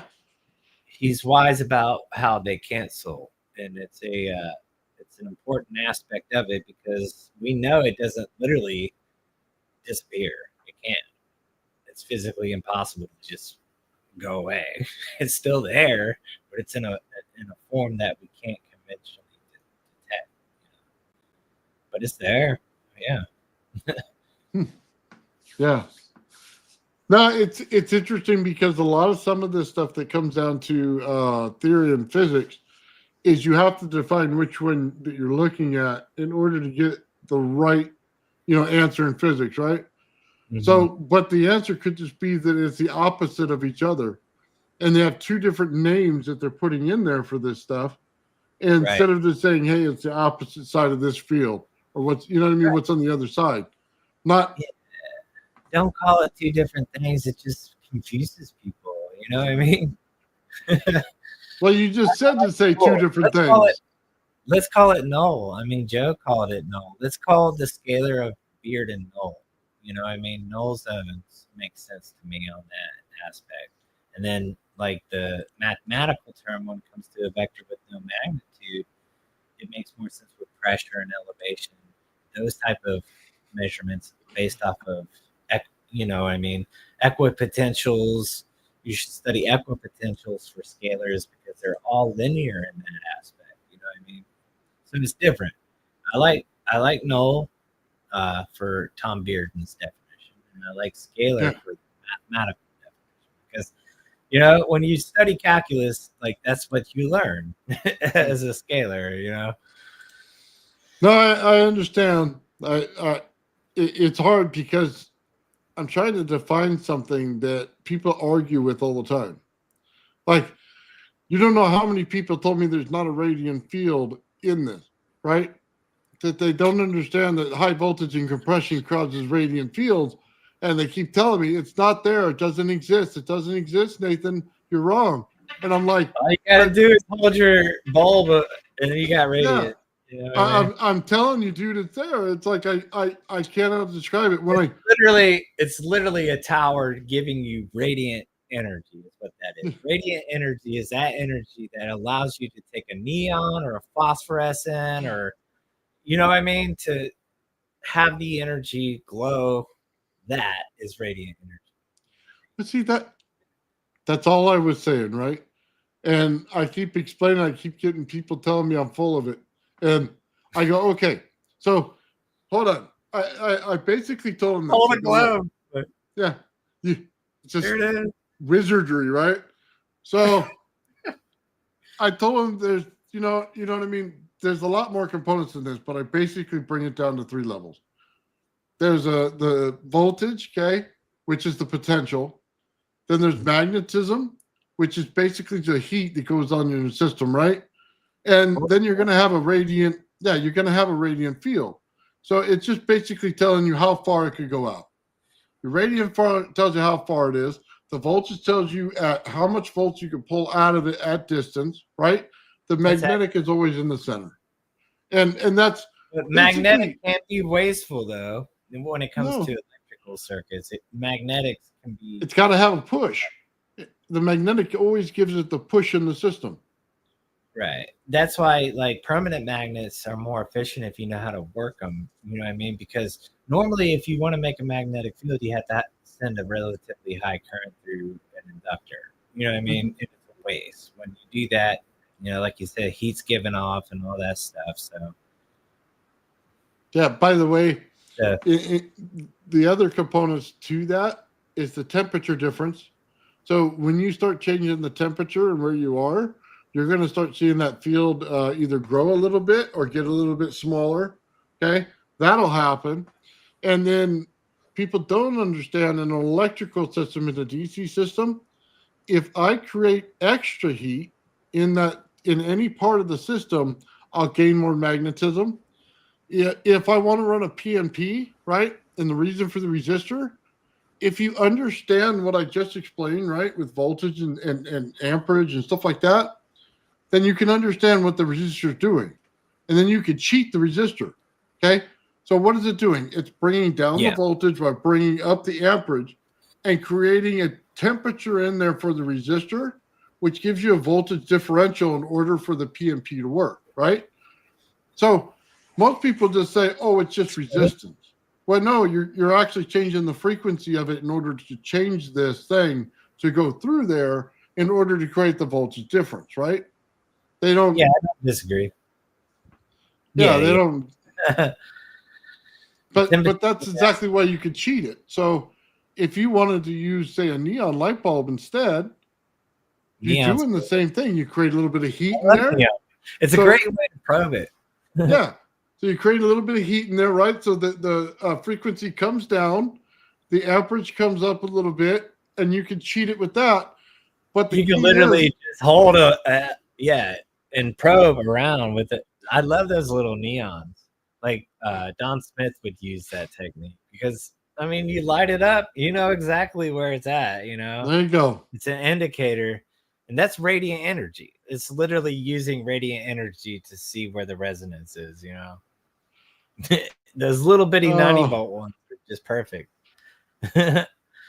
It's funny, Jarvis, because I don't read all this stuff, just so you know. Like, I didn't read any of this stuff with the Oudin Coil, right? Or the Tesla patents or anything when I started, okay? I literally read nothing. I went over, I took what was a Tesla coil, learned how it worked, okay? And then I built things out and then described what I was building, right? So I'm basically telling you from one thing to the next what is going on in the system. And then by running multiple systems, I'm telling you exactly how it works. The funnier part about it is, as soon as you read this stuff, it's 100% confirmation that you were right. Yeah. It's funny because people realize, like, well, I thought I discovered something, but Tesla did it first. You know what I mean? No, like, Tesla's one of those guys, like, dang it. At the Dude, end, it's like, Tesla got I it. told I mean, everybody in the beginning, man, that guy.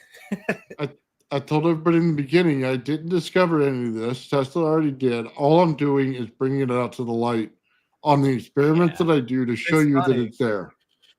Me too. I mean, pretty much nothing we can do is not based off the shoulders of the giants that have given us this information. Nothing new under the sun is what I say. Like, it's a privilege that we can understand and relate it to each other. But I mean, it's a discovery that's been discovered, kind of. You know, every discovery is just an advancement of understanding, you know, but at least you're discovering it in a novel way. I mean, it's still, yeah, Tesla discovered that, but you're flipping it in your own way. You know what I mean? You're making it real, and that's what matters.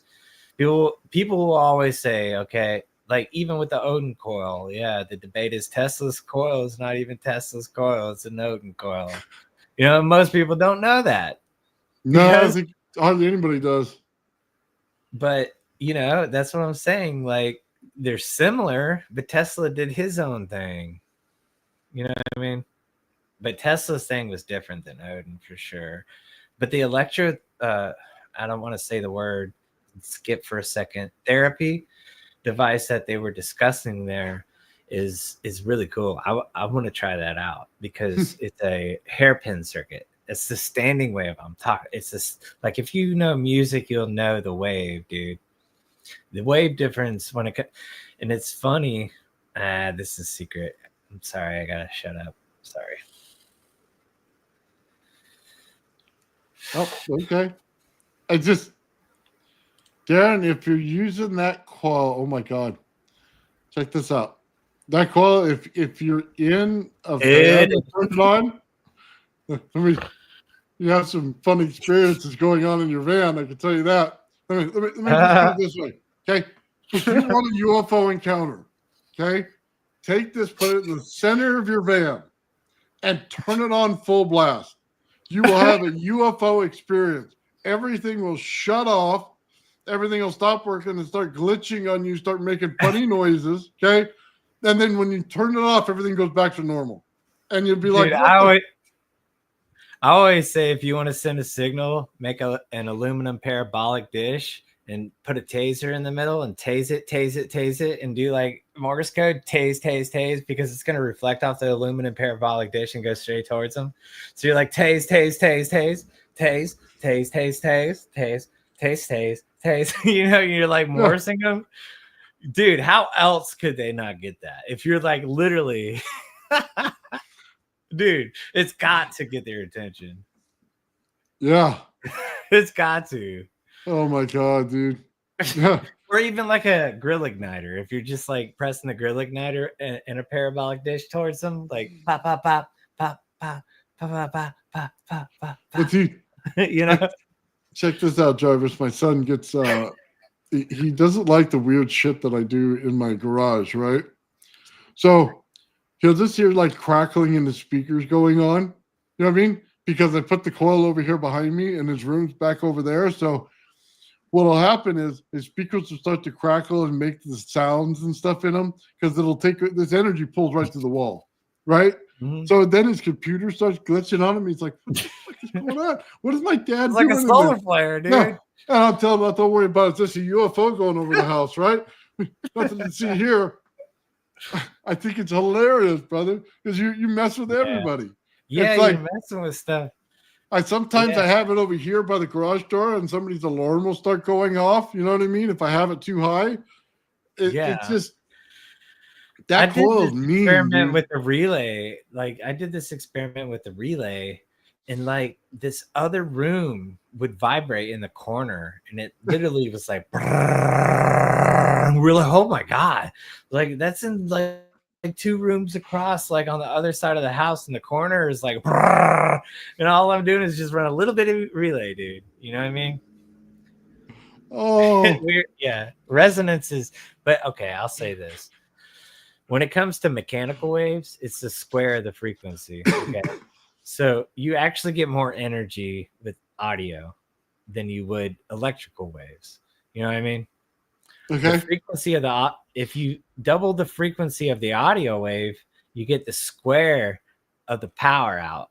If you were to double the frequency of an electromagnetic wave, you don't get the square. So every time you double an audio wave, you get more power than you would on an electromagnetic wave. So Nice. sound waves carry more energy. And it's obvious, like if you were to blast something like sound wave, like people would feel the impact of the sound wave. They wouldn't necessarily feel the electromagnetic waves because the sound wave is much more powerful than, you know what I mean? Oh man. Dude, that's funny, brother. Sound's going to be very key in the future. And it's going to be chords and beautiful and, you know what I mean? Brass, that's why brass is important. But it's more from an instrument. You get more out of the instrument than you do the electronic equipment because electronic equipment, yes. it'll cut it off Yes. at a certain level and You're drown it right. out.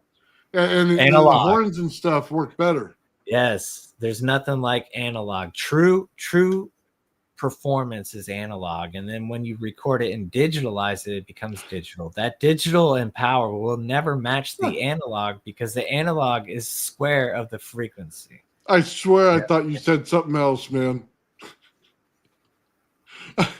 What? What did you think I said?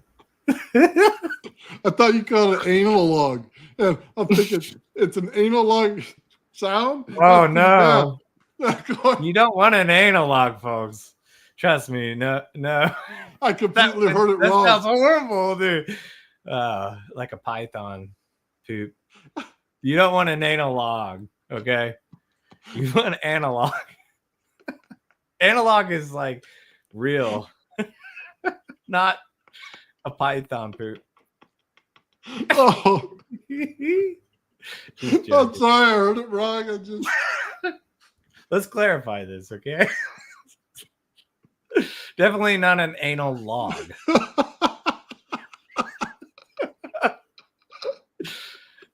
Oh man. That's great. Sorry about the wrong system here. Yeah, it's Woo Wednesday, folks. We got Woo. Yeah, we're going into the Woo. Oh my god. I can't do the Woo emoji. Somebody do the Woo emoji. Come on. Oh, hold on. I might have it for you.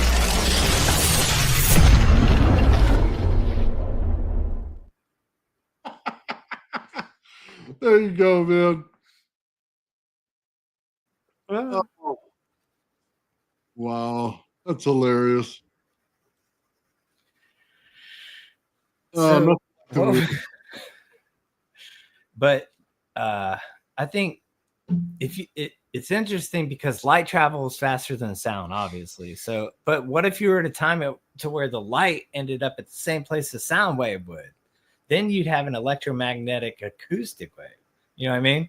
So if you timed it right with an acoustic wave coming out really slow and then shoot the electromagnetic wave to hit where you want, you get the combination.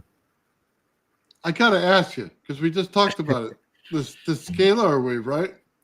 So what if light's not moving like you think it is? Like that piece of light is not moving through dead space and then reappearing over here, right? What if you simply were doing it like scalar and you tap the side of it and it instantly was over there? It's instantly there in the scalar field. So you're not riding the light wave. You have to phase shift it is the difference there, okay? So when it comes to real power and active power, it's the difference in the phase. It's similar to what I'm saying about the transverse electromagnetic versus the magnetodielectric type of mode. But you have to phase shift it here to where it makes a straight line to the receiver, and then phase shift it again back into the real power to receive it. So it's difficult to receive. You can make it, but you got to phase shift it back to receive it. So all you need on the receiver is a phase shifter, like a guitar pedal. I can get a guitar pedal that I literally just don't. phase shifts. I Audio understand- engineering is audio. No, I understand what you're saying, and we use light travel and other things like fiber optics. All I'm saying is I don't think that in space it travels that way. I don't think we're No, generating the speed Not of in light. space. Yeah, you're right. Yeah. And space is completely different. Yeah, I think we're tapping the scalar and it taps the other side immediately. Like a big chunk of ice on a pond, you simply tap one side and the whole thing's, moved already. It's already felt on the other side. It's already there. I don't think it moves that way in space. Now, it could be quantum. It could be a quantum entanglement until it's phase shifted again for reception, is what I'm saying. You know what I mean? So you're saying it goes down has to to the be quantum realm between It it. has to be phase shifted in order to receive it conventionally. If you were to just use any conventional instrument without phase shifting it, it wouldn't register. The equipment's not built for the scalar wave, so you would have to reconvert it back into a 90-degree phase shift with like a guitar pedal kind of thing, and then you can receive it. You know what I mean? So to receive it, you have to phase shift it again, because it's phase shifted to go into the constructive beam, and then to reconstruct it, you go 90 degrees again, and then you can conventionally convert it into real power. Does that make sense? Well, yeah, it's a really complicated way to see Yeah, it. it's a phase shift. It's a good way. It's a phase shift, but it's not difficult. All you got to do, like I said, is a phase shift. So, yeah. It's just when they talk about it, they always say that light's a particle, or is it a wave? And I don't think it's gray. It's gray. Look, it's not anything until as long as you can use it the way you think you can use it. Who cares if it is a particle or wave? Like, just say it's both. And, understand. I understand. It's eventually a wave when it goes to the gas and stuff. That I agree with. But before that, it's simply just scalar potential until it comes in. You can see it as both ways. It's not yes or no. It's yes, no, maybe white, black, and gray. You know what I mean? We're really solving the world problems here with that. Yeah, it's maybe it's kind of squishy. It might be there, might be an anal log. Fuck, we don't know. Yeah, but it could be both. It could be both. You know what I mean? Oh, why not? Man. I mean, that's what Buddhists, I think, we're getting after. Like, it may not be so binary. We like to think it's yes or no, but you know what I mean? I think the problem is they're calculating in math. It's a better way to reason, because then you can get the next level. You know what I mean? If you say, okay, well, maybe they're both right. Let's see where that goes. But if you just say yes or no, you'll never get to that maybe exploration. Okay. Look, this is the problem. Does dark energy exist or doesn't it? Okay. Is the null zone the dark energy they speak of? Okay. And if you quantify light in light speed, then you think that light particle is traveling at light speed. Okay. So you try to equate everything out there. Does dark energy exist? Yeah, because scalar exists. But is it a zero zone? Listening. No, I don't think so. But those are the questions we're asking here. You know what I mean? Do I have the right answer? Heck no, I don't. But that's why I'm asking the question.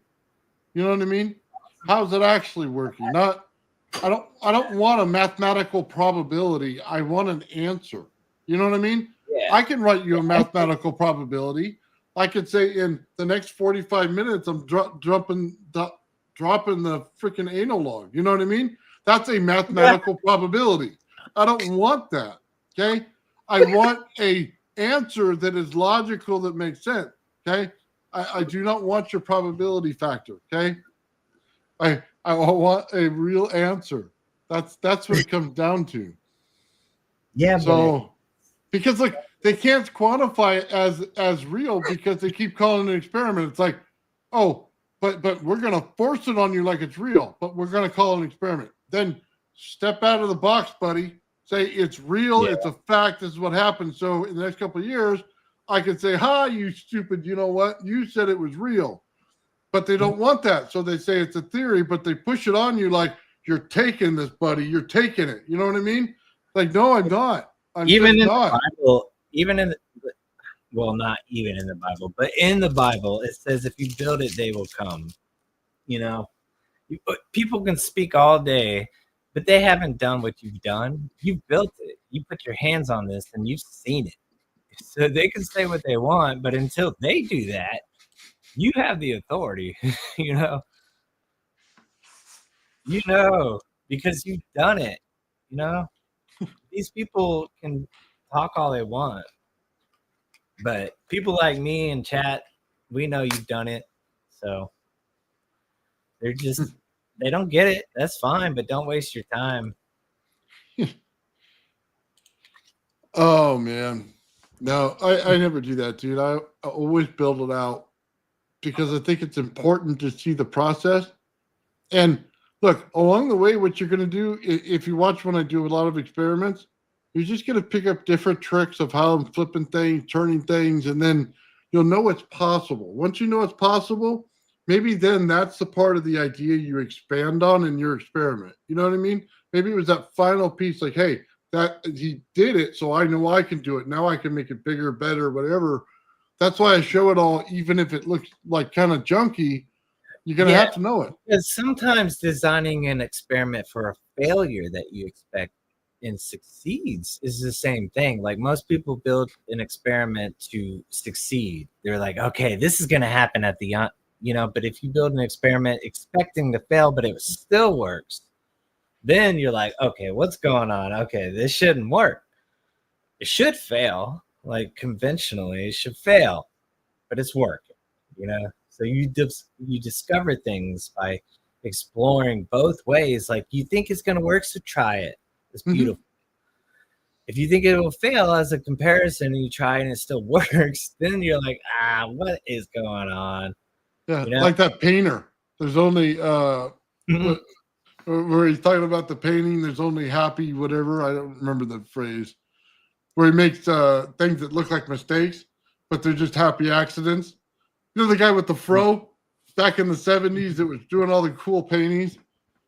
Yeah. I forget his name. I don't remember many names. I'll tell you that right now, man. I'm bad with names too. Yeah. Like I'll remember what your face looks like and exactly what the conversation was. I have no idea what your name is. Yeah, it's cool. I mean, I'm like, unless I read it a bunch. If I read it a bunch on the screen, I'll know exactly who it is, right? Yeah, I'm good with recall. Like I have ADD, but so the ADD makes me select what I want to remember, and when I want to remember it, I'll remember it, and then I'll daydream about anything else anybody says that has no relevance and it's just a waste of time in my day. I just kind of daydream. You know what I mean? That's what ADD is. I daydream too much when people are telling me something that, you know, it's cool, but it's not really advanced to me, so I'm going to study this.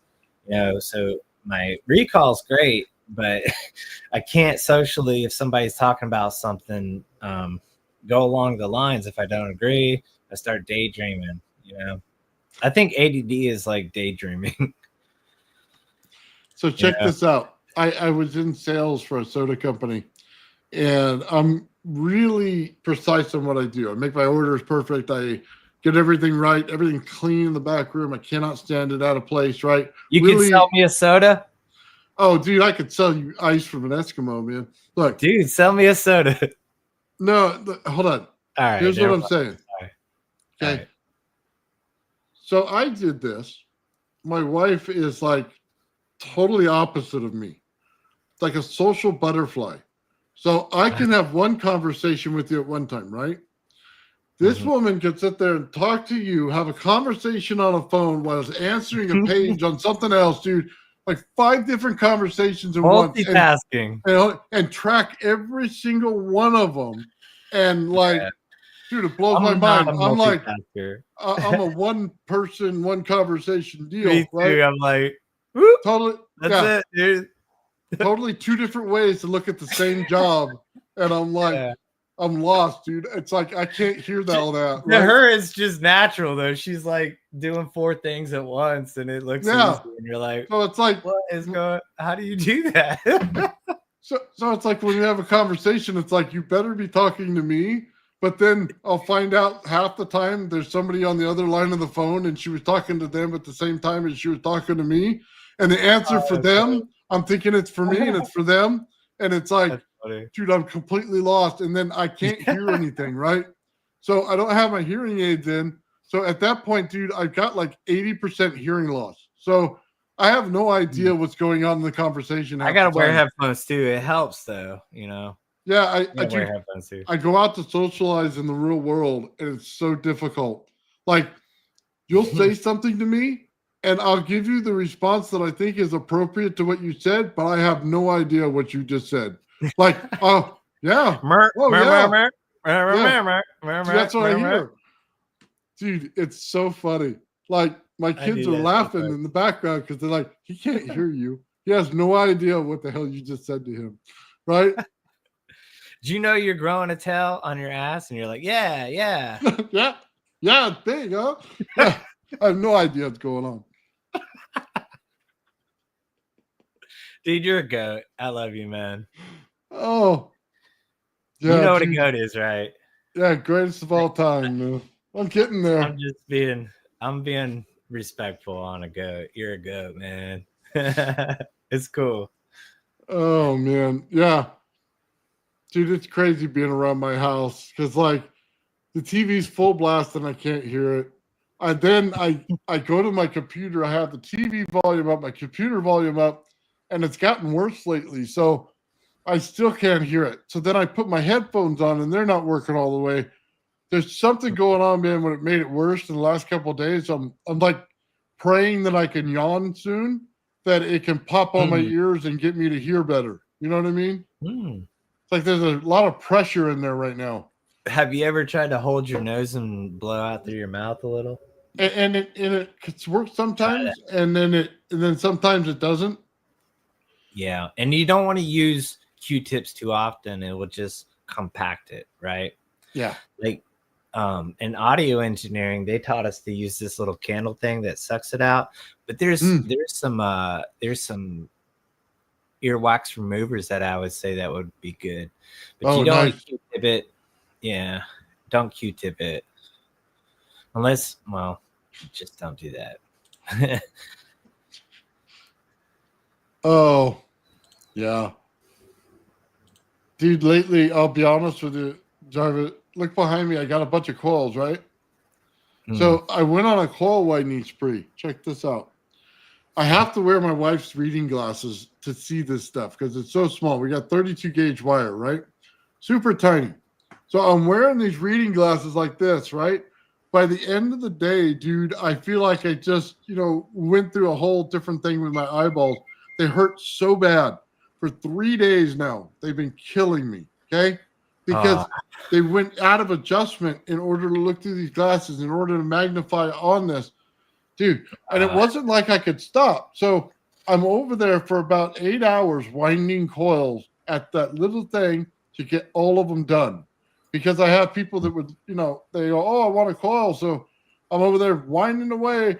The next day, man, I'm out there spraying lacquer all day. So I'm like, dude, I'm like torturing myself. And my printers never hardly go off. So they're on like 24/7 and they're printing out stuff, man. It's wild in here. It's like, funny. I was actually going to see if I could purchase a Slayer exciter from you. Oh, dude, I got them. I got a bunch of them if you want one. I don't want you to put, more labor into it, but I'll buy it. Okay. We'll get together afterward, man. I'll hook you up.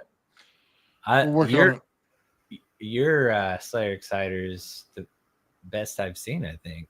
It handles some beastie stuff. Like a lot of fakers, they'll put it on and it blows out in like a minute. You know what I mean? You got to be careful, of course. You can't just blast it, but yours is one of the most efficient I've seen. I love that drive.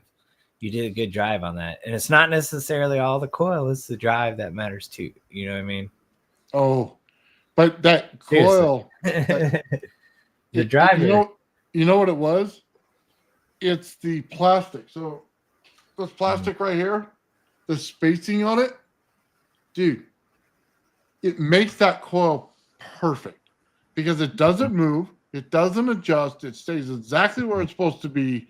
So the oscillation between the two is just it's the best way to mind-blowing. fine tune it. It's the best way to fine tune it right there. You know, Yeah. and you were talking once about Tesla's idea with the oil capacitor. That'd be cool too, though. If you had like a decent size oil one and you could slowly like put a screw and it lifts up just slightly, you know, the tuning like that, that'd be cool too.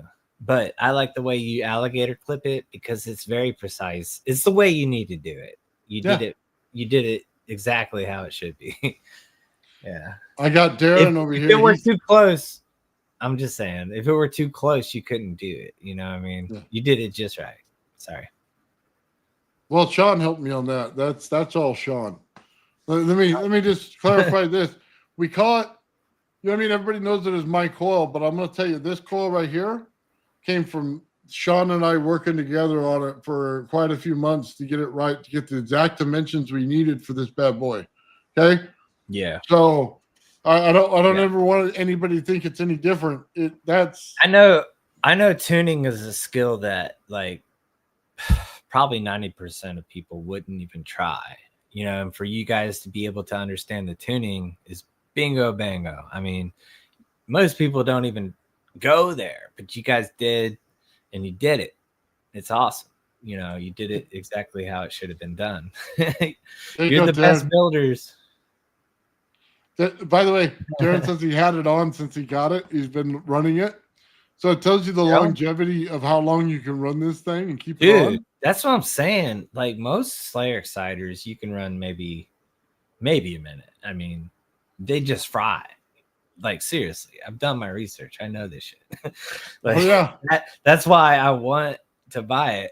You know what I mean? I see how valuable it is. Yes, the coils are brilliant.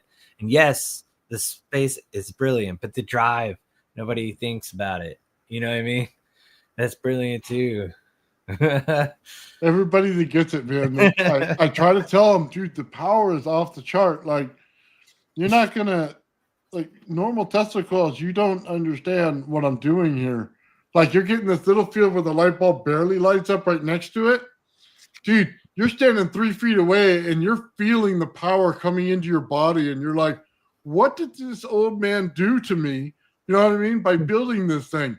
It's like you're getting bombarded by this thing at full power. You don't even want it. Like, I can't even run it at full power outside. It's got to be like half power. You know what I mean?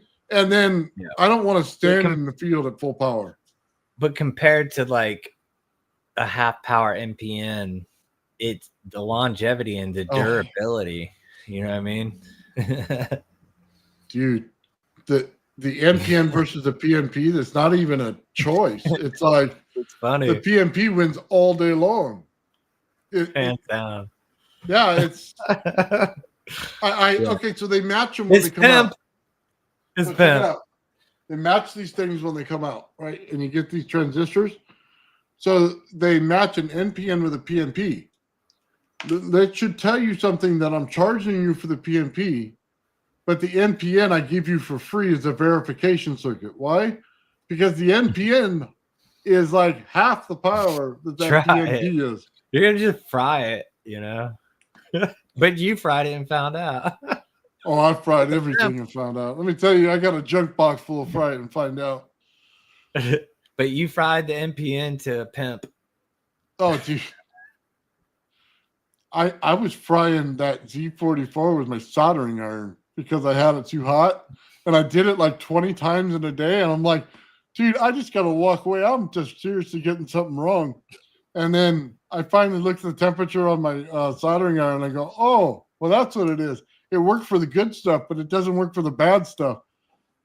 And then, by the way, this right here. So I talked to Ian, and he told me where to get the stuff.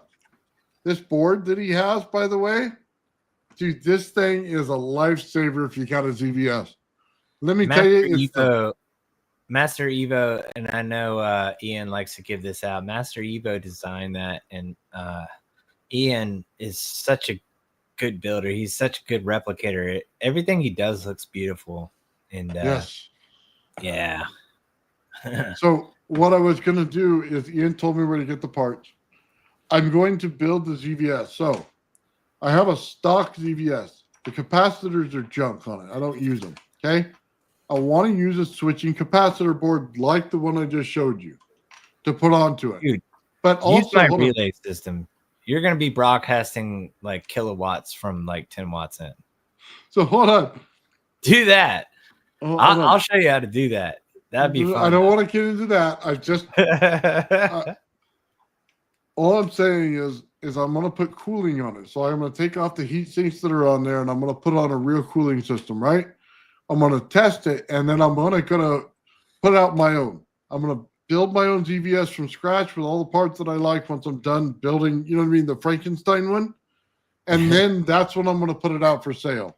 So that you can literally put this thing in residence on this coil right here and just have all the fun in the world. Go to AC, no problem. If I had the option though between the ZVS and the Slayer, I'd have to go Slayer, man. I'm sorry. Your Slayer exciter circuit is where it's at. You know, well, I've seen ZVS. I understand ZVS, but it's really highlighting the difference between like a pulse DC system compared to AC is different. You know? Okay, but let me just say this. The Slayer exciter resonates with everything in the vicinity of the Slayer exciter. That's what makes it really cool too. It's like an auto tune. No, it's cool, but the ZVS doesn't. It's a very specific frequency to another specific frequency. So if you want to take another number 2 coil and light it up from across the room, it is 10 times easier to lower voltage with the ZVS than it is with the Slayer exciter. My Slayer exciter at 11 feet, let me just tell you this, at 11 feet distance doing the coil thing, it literally reset all my computer, my Fire Stick, everything for my TV. It really, the whole room was like filled with energy. Yeah. So it's pulse. But the GVS, now I can hit that at 11 feet and it won't do anything to anything in the thing. It'll be like a scalar field. It'll turn on over here, nothing, and then turn on over here. So there's a specific use for both. And that's why I want to be able to give both so people could see that difference. And they go, oh my God, dude, they're both powerful, but what do I want to do today? Gotcha. Yeah, that's brilliant. So, yeah. Well, what if I made my boost bell? Would you buy it from me if I bought your Slayer? Oh, dude. Yeah, if you build something, man, yeah, we'll just trade. I mean, I'm all for that. Like, if I made a boost bell, I'd have to know the specifics of the primary, but then, yeah. Dude, let me try because you're gonna be like putting 10 watts in and getting a kilowatt and being like, what the hell? Dude, I'll tell you what I'll do is if you want to work on something like that, I'll ship you the coil with the PMP and then you can play with it and get me the boost bell to match it. You know what I mean? Dude. And then just send it to me and then it'd be an even trade. I think that's totally worth it. Dude, I don't know that one could go to the public though. That might be a you and me thing. You know what I mean? But memberships, I mean, that'd be great for memberships. Yeah. Dude. Yeah, dude, that sounds great. I'll definitely work on that with you, man, because there's some of the stuff like Sean, I asked him if it's okay to show like his past stuff that he put out already on the lives. And he said it was. So I think I'm going to put that on members, just a short little clips that he does. You know what I mean? Yeah. Because I want people to see the electrics, but I don't want it to go full bore until you guys are ready for it. So members is cool. Yeah. Yeah. So, I like the pace. I don't, we're doing good the way we're doing it. Yeah. I think that aluminum mesh, though, I think there's something there, but you have to test it to see anything. Yeah. I mean, I've got like stainless steel and copper and the aluminum you said I can get at a hardware store. Yeah, because it's basically just window screen. Okay. I thought it was the window screen. It could be stainless, right? Or no? Yeah, Is it- but this one says right on the package it's aluminum. Okay. Yeah, I got a big roll of it up here. So It's cool. I want you. Okay, here's the thing. I want you guys to get that electric to the point where, you know, Sean showed the powder one and he rotated it or did something with it, you know what I mean? And it started making the extra field. That's what I need. Yeah. So I can't put That's what- sand in. I can't put sand in there. The distance is too small. I tried. Okay. Yeah. So I need something that will give me a like a I need a static field in rotation that doesn't have to build out very far, right? It just, you know, give me like a couple of inches. That's all I need. And then I'm going to run the. How about like a pie diameter? Is that too Um, big? no, that might be about right for the middle one and then a little bit bigger for the other one. It just got to go over the top of these spheres, man. Here's the problem. Yeah. I had to stop the project because they can't get my static to go on there. You know what I mean? I got my radiant field going. It goes right to the center of my Tesla coil, creates a beautiful field, right? But I don't have the static to do it. So there's no. See, this is kind of jumping to the conclusions of this. You know, we're trying to slowly do it, but I know. That's why I'm waiting. I'll work on that for you, though. If you want that, I'll do that. See, because here's the thing. I know what it's going to do in the end, so I want to show it. You know what I mean? But I can't show it until the other part is there, because it's not feasible right now. Not in the way it's set up. I would have to do a lot more work to it to get it to that point. Dude, let me make you 2 pie plate sizes and one a little bit bigger. Is that what you're saying? One pie plate, one a little bit bigger, and one could be just a hair smaller. And okay. But it has to be double because there's the whole sphere. You know what I mean? The one pie plate would probably cover half. That makes sense? We'll talk about this privately. Yeah, because I think, quite honestly, to be honest with you, if that mesh idea works, I can take the outer shell of this and just make it the mesh. And then I have exactly what I want.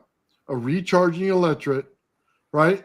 That's constantly polarized to the correct direction that I can now rotate in a static field while I have a radiant field blasting everything into it.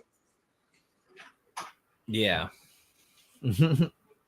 Electrets you can use in so many new ways that maybe people haven't thought of, but you know, they're useful. I think like a pie plate electret, like you're saying, a little bit smaller, a little bit bigger is a great thing.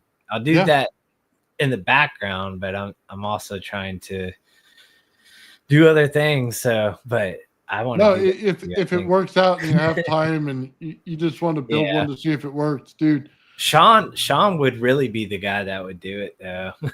He's pumping it out. He's a beast. Yeah. Like I'll relay that to him and he'd be right on it and you get it.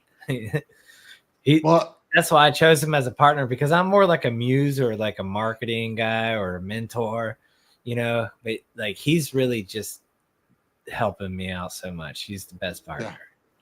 Yeah. Dude, Sean's awesome. Sean, by the way, just so you guys know, he went out to his lake house and he made us all jealous on the tractor that he drives out there. That thing is awesome, by the way. So he gets to putt around on his tractor out there and enjoy the country while we're all working stiffs. So, yeah. I love he that. Needed it. Yeah. He definitely deserves to relax. Oh, dude, when he shows his lake house, I get like, oh my God, you got your own lake, you got your own dock. You know what I mean? You can go fishing anytime. Like, literally, I might fall asleep sitting there on that dock in my little chair fishing. You know what I mean? You'd be like on a hammock. Like a hammock, dude, get your little funny hat. You know what I mean? For the sun. Oh, dude, I'd be Farmer Nathan out there, Farmer Old Man. Dude, I'd get me a little stick to chew on and stuff, dude. Yeah, I'm so sorry. glad he's able to relax like that, though. He deserves it. Yeah, he does. We're gonna do some good things, but it takes time. I mean, we're on a good trajectory. It's actually better than I anticipated. I'm working on doing things in the background to replicate, but Sean's really the builder. He's my partner because he's excellent at that, and I'm trying to make it engaging down the line. I'm trying to figure out how to market it on the other side, because you only get a year with a provisional patent. Mm-hmm. No, So, I understand but that. like I told him, even if the patent fails, I'm not that worried. And we disclose everything. Eventually, we're going to disclose, what he's working on now. But I mean, we decided, why not just let it out? The patent is really just a matter of public documentation. It's not like we're trying to, we're just trying to change things for better. Is what we're trying to do. Okay, real quick. I'm going to show this, guys. I don't think Sean's going to mind on this, but I think he shared it once before. What's that? He wouldn't mind. Okay. I know you wouldn't. Anything you want to share is cool. Check this out. So this is all his property, by the way. When you go look out there, I mean, look at this thing. He was working on the road with his tractor. There's his lake with his little dock out there. The dog bowl. He's got some pit bulls. Dude, it's beautiful out He there. said there was a cougar stalking his wife, and the pit bulls like really played a part there. I love pit bulls. One of my dogs is a pit bull mix. Yeah, dude, it's beautiful. Dude, he deserves a relaxation there. He's had a hard time and stuff, so I love it. He sends me that, and I'm like, dude, I want to be there, right? I just want to. It's like going. Wouldn't to that be Tahoe the camp spot? Like where all of us are doing shish kebabs over the fire. That'd be it. Sean would be like, "Hey, you guys want shish kebab?" Yeah, you know what I mean. That would be a great spot. I do. I'd like to bring like a jet ski, because the lake just be it's perfect. Dude, I would just go fishing. That's what I'd be doing, fishing off that dock. Yeah. I don't know why, because I'd probably put them all back, but I think just sitting there is what I would do. Sit, relax, calmness of nature. I'm all for that. That's awesome. Yeah, we're trying to do some things in the future, but I mean, like, we're just trying to disclose it slowly. I'd hate to get big too quick. You know what I mean? No, I get it. Bog us down. No, do it at your own pace, brother. It's great the way it is, so I want to keep it that way. Like, I don't try to promote, you know what I mean, until I'm ready to promote, but I'll probably start doing some crafty stuff here. Well, nifty stuff here. Crafter is the real crafter, but Magic Static Gadgets, I think it would be a cool episode to just show how we're going into this and the applications they could be used for and stuff like that, because it's unexplored, and why not? It's something that just needs study that doesn't have attention. Nice. I think. Yeah. And people could be like, dude, mix it with the magnet. And I'd be like, okay, here it is. It's, the exploration that I think is going to be really cool. But. Oh, so hold on. I got to give myself a shameful plug here. A plug? Yeah, well, not that kind of plug. This is my a link to the Redbubble, so it does all the t-shirts and stuff for my channel. So you can pick one up there. I'll show you real quick what it looks like, just so everybody can see it. So here it is. There's a bunch of old man shirts, and there's Joe on there with Things Don't Do That. That's pretty cool. Kind of looks like a young Rick from Rick and Morty. Well, I'm looking more at the shirt. Not No, on the shirt, he looks like a young Rick there, like from Rick and Morty. So this one I have on order right here for me, so that I can wear it when I do all my presentations and stuff. It's the Old Man Build shirt. And then, dude, they got aprons and everything on here. So, yeah, you look a little more into it, man. They got a whole bunch of different stuff on here. That's cool. But, yeah, there's a bunch of, notebook covers, stuff like that, whatever you guys want, you know what I mean, that's there. But, yeah, there's my plug for the day for my thing. And then, real quick, just so everybody knows, at the very top, I put on my Patreon, not because I want to get you guys hooked on something, but those images that I showed earlier about the Oudin coil, they'll be on here in the free section.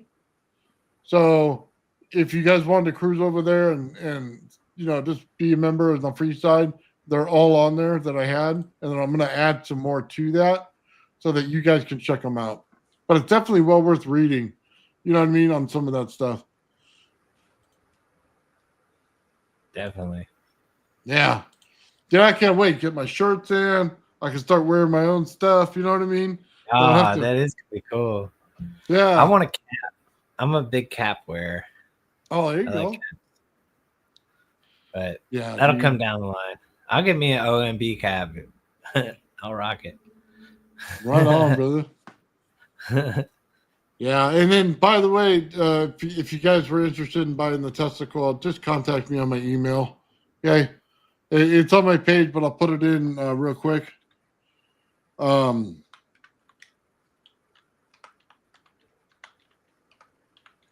That's the best and the cheapest way to do it. And then if you guys need the protection or whatever, if you need to use PayPal, we could do that. Normally I use Zelle. It makes it a lot faster, a lot easier. PayPal holds my money forever, so I absolutely irritated with them. But like I have it on the SD shop as well. You can find Old Man Builds on SD, and I have my coil on there. And I answer it every day, man. Somebody just bought one off there yesterday. I hooked them up. So, yeah, if you guys want something like that, by all means, let me know. And then when I come out with the ZVS circuit, I'll let you know. But that one's going to be killer. Like, I've learned all the things that can blow one up, and I learned all the right things to put in it to make it right. And then, so that's why I wanted the switching bank on there. That's why I wanted it for AC. You got to have the Slayer, too, though. The Slayer's easy. You got to do that. I'll buy the Slayer. That Slayer's a killer circuit. I want it. Yeah, I'm going to simplify it, man. I'm just going to put a power source for it. So a 35-volt power source for that Slayer is probably plenty. And, usually I'd say max is 40 on one of those. And then I had somebody contact me today. Oh, Nathan, I put this thing at 48 volts, man, and the field is just super huge. And I'm like, you might have done it for like 2 minutes, and then that's about all I get out of it before it blows. So yeah, it's crazy. At that, you got to know how to do it. Dude, that field level goes up exponentially at that. So I was looking for a PMP transistor that gave me 600 volts instead of 230 volts, so that I could do that. But then I fear if I sell something like that, man, that people are going to freak out too hard. They'll be like, Nathan, I'm 12 foot away and this field's still touching me. Why is it touching me? Like, yeah. That's pretty bad. Okay. We'll talk about check it out. I was going to put on my garage door 2 number 2 coils and hook them on there so when you open and close, it stays, right? And then put some lights across it. And then every once in a while, just nothing attached to them. It's all wireless. I'll just turn on my coil on the table and let it turn on the rest of them. And the lights right there behind me. and I wanted to get something in some kind of a the fluorescent that could say my name, and I don't know if I'm gonna have to use neon for it, but I don't know how bright it's gonna be. So I was kind of looking into it, man. I wanted to do something cool and unique. Well, neon's the easiest commercially, I would say. If you know to design it, it's easier for them to go neon. You do Okay, neon so color. check it out. If I take a neon sign, do you think the Tesla coil would light that neon in there? The gas. Absolutely. Okay, so Yeah. if that works, then I can get them to just make the neon, and I'll turn it on with the number 2 coil sitting next to it that I turn on in residence with the one on the table. That's brilliant, dude. So, yeah. Mhm. And then I want to walk by it and show when I can turn it on and off with body capacitance, and then just Yes. freak people out. Yeah. So, Like, yeah. we're making Jedis, folks. If you want to be a Jedi, I think body capacitance is kind of important for. Oh my God, dude. I keep saying it. Yeah. If Sean, I'm going to ask Sean to just send me the STL file for that round coil. But I got a plan. I don't think you understand. I'm going to design a backpack around it. And I swear I'm going to hook it up right behind me and put it through my fingers, right? And zap the living daylights out like you know what I mean, the Emperor.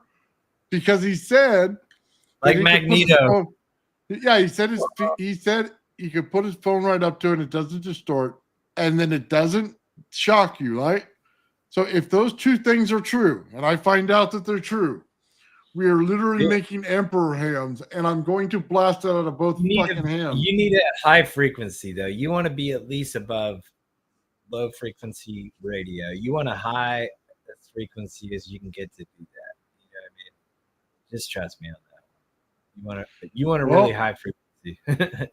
We're gonna find out. I need to test this coil first. Do a low frequency. I'm telling you. No, I know that. I don't want a lot of amps in it. I'm just saying, I want to test his. If it gives me that, because I've done it with high voltage, right? 60,000 volts, man. I made voltage fingers, and you know what I mean? Dude, Tesla's had a glow around him, and he said it would be like the new age of showering because it would just shoot dust and any particles off his body whenever he did it. That it was just like an instant shower. You wouldn't even have to shower because all the grit. He became a UV light bulb, huh?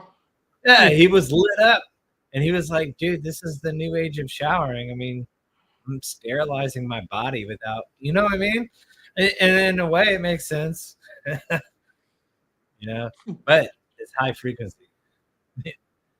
There you go. Like I said, I gotta test it. If it works, dude, we're in for a fun. Okay, that's gonna be the greatest video ever. Help with that, though. I would like to help you with that because I can see. I just would like to help. You know? Well, dude, For a project like that, I'm gonna use coax cable because it has great insulation for the wiring, and then I'm going to 3D print the hand gloves, right? So I can have distance between myself and it, right? And then I'm going to build the 3D printed backpack for it. Now, all I need is the coils themselves to work, right? If they work the right way, we're good. Then I'll have a whole thing, man, where you're going to see, I'm going to take the Emperor thing and put it over, dude.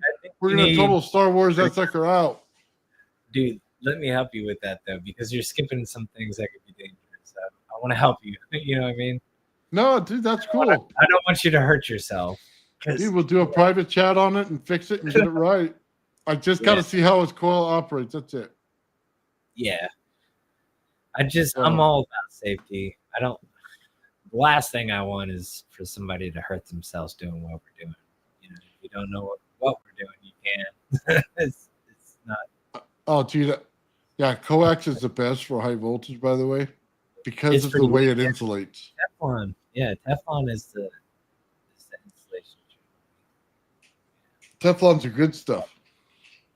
Yeah, Teflon's great dielectric. What's bad in nature, that's for sure. It's really bad for that, but it's great for what it does. I know that from experience. So. Yeah, you don't want to inhale some Teflon powders. No, nothing like that. Yeah, you don't want anything to do with breaking it down. No, thank you. It's But dangerous. for the insulator that it is, it works perfect. Mm-hmm. Mm-hmm. So, yeah. Anyway, dreams. Always got a bunch of them. Always things I want to try. So I did Yeah. that with those high voltage things, man. So I seen a guy on the internet take a bunch of them, put them between his legs. He taped them together and put them between his legs and started it, right? And they're zapping and stuff, and they're right there. So, Jarvis, I had to do it, and I did it, right? So we were going for high voltage frying the balls, right? And I couldn't stop laughing. Dude, I couldn't stop laughing when I did it because I hit the zapping button, right? The fireballs. Yeah. And I'm dying laughing, and I'm going, oh my God, don't laugh too much because your legs are going to open and you're going to start zapping shit, right? That thing was hilarious. So I guess I got a sick sense of humor, but it was just the funniest thing in the world. It is funny.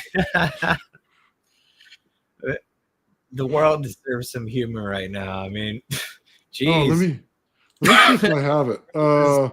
Stress. Relax. We're just trying to put out some entertaining content.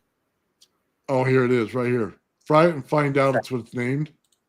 If I may say, on a serious note, I am a little bit mad that they're trying to do this stuff about the rare earth minerals, because what we're working on can literally change that. And Bernie said before, like, you can use the oil to make an electric, you know what I mean? So you can literally use it to keep it going. You know what I mean? You can pump the earth current instead of oil. No, I agree. Look, I'll be right back. I'm sorry. I'm listening. Okay. this is the high voltage thing. There are a bunch of those things you get on Amazon for high voltage. Yeah, So yeah. I got them right there between my legs, man. Oh, no. Told you not to do stupid At least things. you got like nylon shorts. Yeah. But they This got is holes. one of them. What? Don't fight it.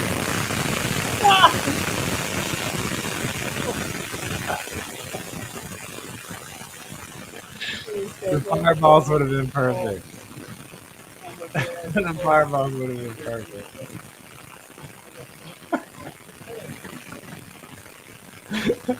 Looks like a bunch of taser modules. Like It is. Remember when your Oh, mom dude, told it you not to is. do stupid things? Yeah. Oh my God. Dude. That's like totally awesome, isn't it? That Funny. a bunch of taser modules, and they're right between your legs, brother. Dude, you got some balls, brother. I tell you, the things that I'll try. So I thought to myself, well, yeah, Joe said let's burn our mouths with some wings. Like- Hey, that was nothing compared to tasing my balls. Dude, that's the most ballsy thing I've ever seen.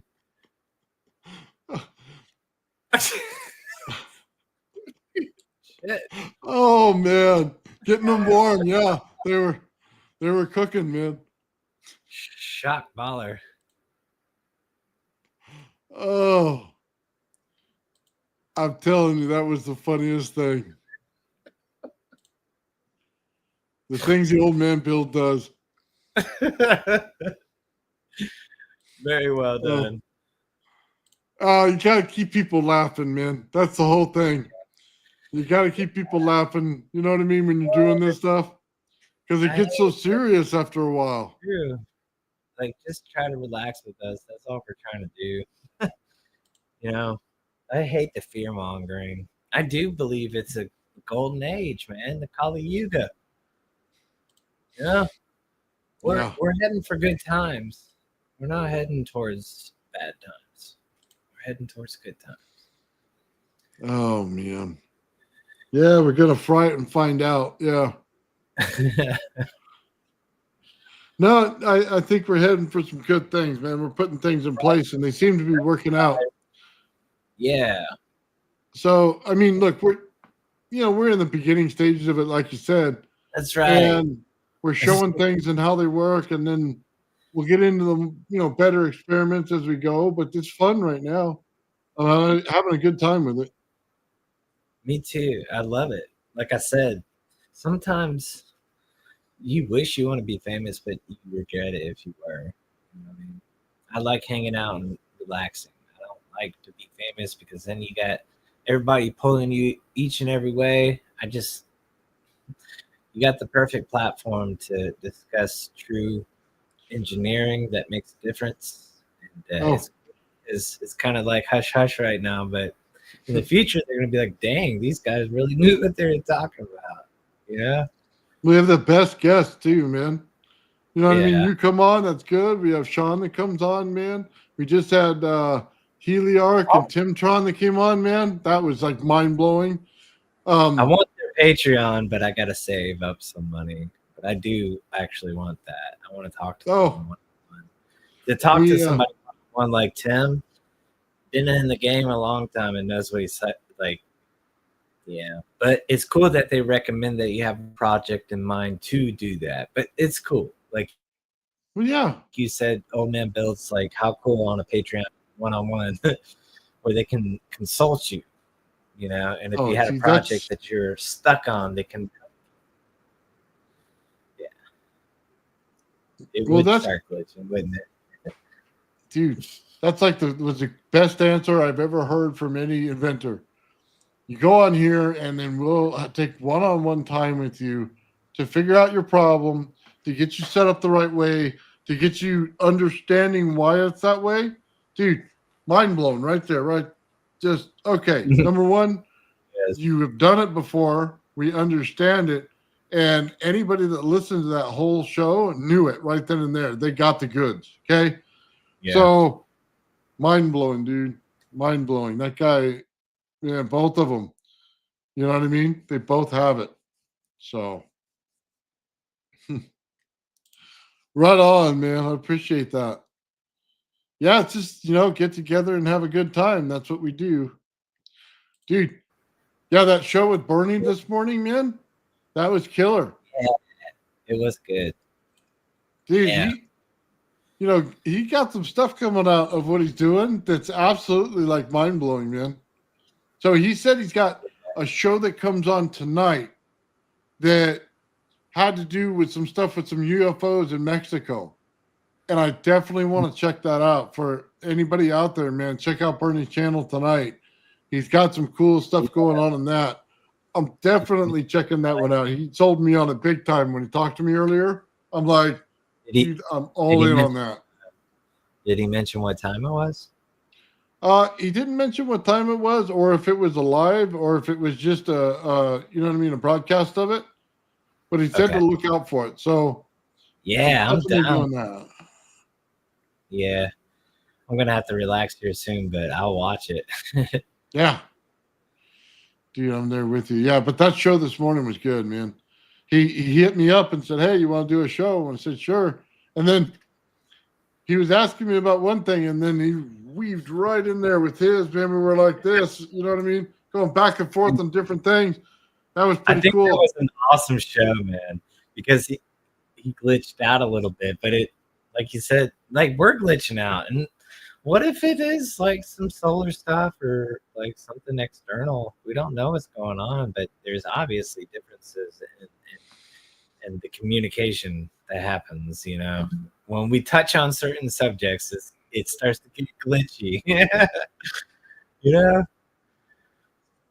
So.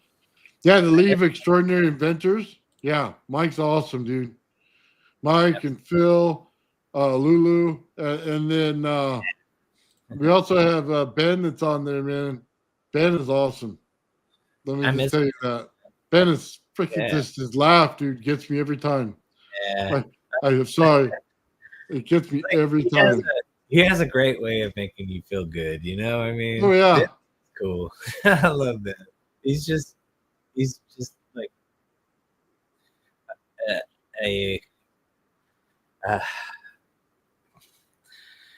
I always have a good time when I go on there, man, and talk with them. And then I'll tell you what, Mike knows dude, Faraday knows his stuff on the history part, which makes it really cool. You know what I mean? because he's always got the understanding of what happened. He reads up on it. Yeah, love that one. Yeah. Love that. So,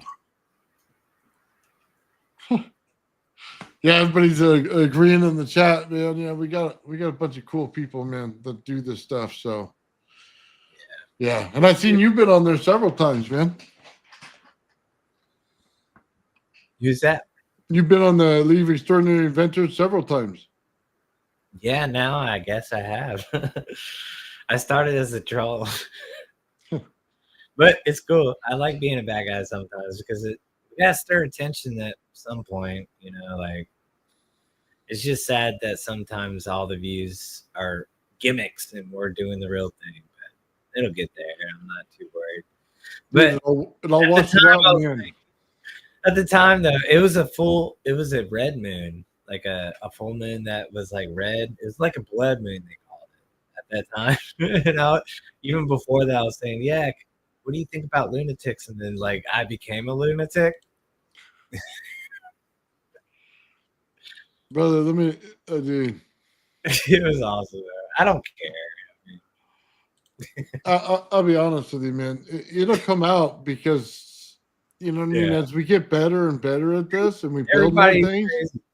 I know I'm crazy, so whatever. Yeah, the building is where it's. I mean, then who cares if somebody flipped out on a blood moon? You know what I mean?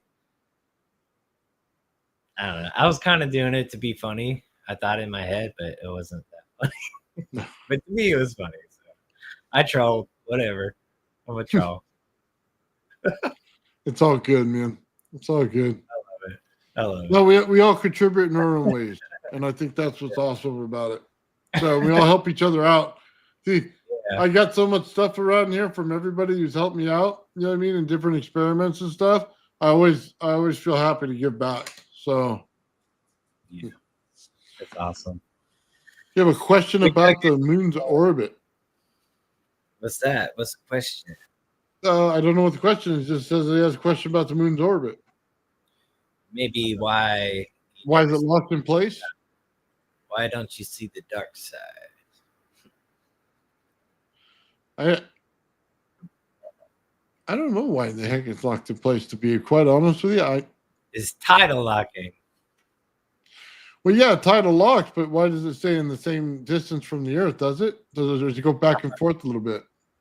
Yeah, it's a harmonic ratio with its spin to our spin that causes the dark side of the moon to never be visible to us. It's intriguing.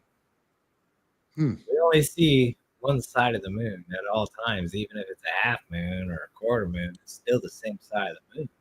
We don't see the dark side.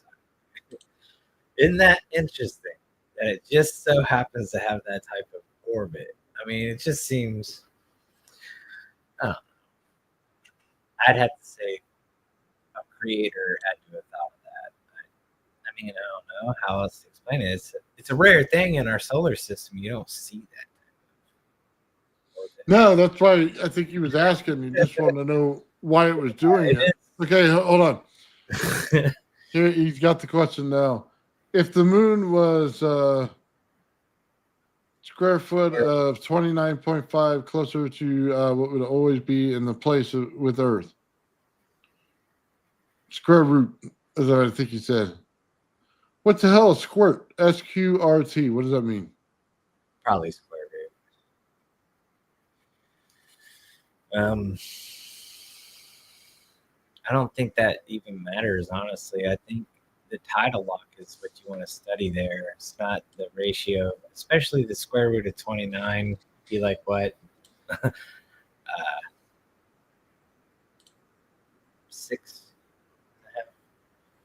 I mean, I don't know. 6.5. So you're asking me what? I mean, ask some good questions. We'll answer it. I can't answer that. Yeah, square root. So Yeah, but okay. Yeah, 2168. Is that metric or empirical? Do you know, Kote? I don't know that it matters. the distance. It just is. It's more of what's going on in the vicinity. Is it locked in based on the frequency that it's at? Is it locked in based on the energy of the Earth? Is it locked in just on the tidal itself between the water and it? What's the factor that's holding it in place is what they want to know. Yeah, I can answer that probably in a later chat. It kind of comes into physics, you know. Short answer would be is tidal lock, but you have to understand how tidal locking happens. And the relationship between the ratio of its spin to its orbit is important in that situation. And it's unique that our moon just happens to have one spin per orbit around the Earth, so we never see the dark side. It's a very intriguing thing. It's like mathematically, it's like, how did that happen? That's kind of crazy. Yeah. Or it spins all the time and we can't tell because it's an image put on it. You know what I mean? Mm-hmm. You never Remember know. you telling me very woo on the backside of the moon they have avatars? An igloo? Is that what you said? That was no avatars. Oh. Remember the woo? That was woo. Yeah. You know what I mean? Well, there's a lot of things, man, that are going on in the solar system, and we just don't know it yet. And we don't. Apparently, we don't care to find out because our government doesn't care. They always want to look at everything else in the sky, but our solar system. Yeah. Like, you think, okay, for how many different solar systems they found, do you think we could actually look for one that might be next to us? I mean, so something that might not show up right away. We should maybe get a different, thing up there to look at them. Maybe a different telescope. They did with Iris though, the infrared. They sent that in the 80s afterwards and saw a brown dwarf looking thing, and then it went really hush. And people were talking about Nibiru at that time. Well, there you go. The Iris satellite did do that. Yeah. It went infrared and saw a brown dwarf type of relationship with our sun. Well, let me just tell you this. They better get that stuff known. I mean, look, if you got death coming to you in 200 years, we want to know about it. No, it's going to be great. I mean, why? It doesn't have to be death. You know what I mean? No, I understand. I'm just saying, look, we're not a bunch of pansies, okay? I seen that report. Yeah. Oh, if we said this, then everybody would go crazy and this, that. Dude, we're not a bucket of pansies. Tell us what it is, and let's get through it. Good. Yeah. I mean, as long as we know how to conquer it, but we have to know how to conquer it. You can't secretly do something and expect to get through it without I'm just saying, the more we can disclose, the better prepared we can be. We can't know something that we don't know. You know what I mean? So yeah, I agree, but I see how it could cause panic on a mass level. But it's a good way to say it here, you know? Yep. I really don't care what their fears are. I just want to know. You know what I mean? If there's a bunch of green men running around with anal probes, I'd like to know that even if you have to watch out for it at night, at least you knew they were there. You know what I mean?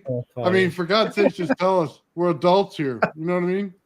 We're not going to cower in the corner going, the probe man's here. The probe man's here. Yeah. You know what I mean? I think they don't understand how confident Americans can be. Like, honestly, but beyond science, math, and all those skills that we're ranked on, confidence is actually the highest out of everything. Confident. Yeah, I mean, look, Americans are confident. You know what I mean? Yeah.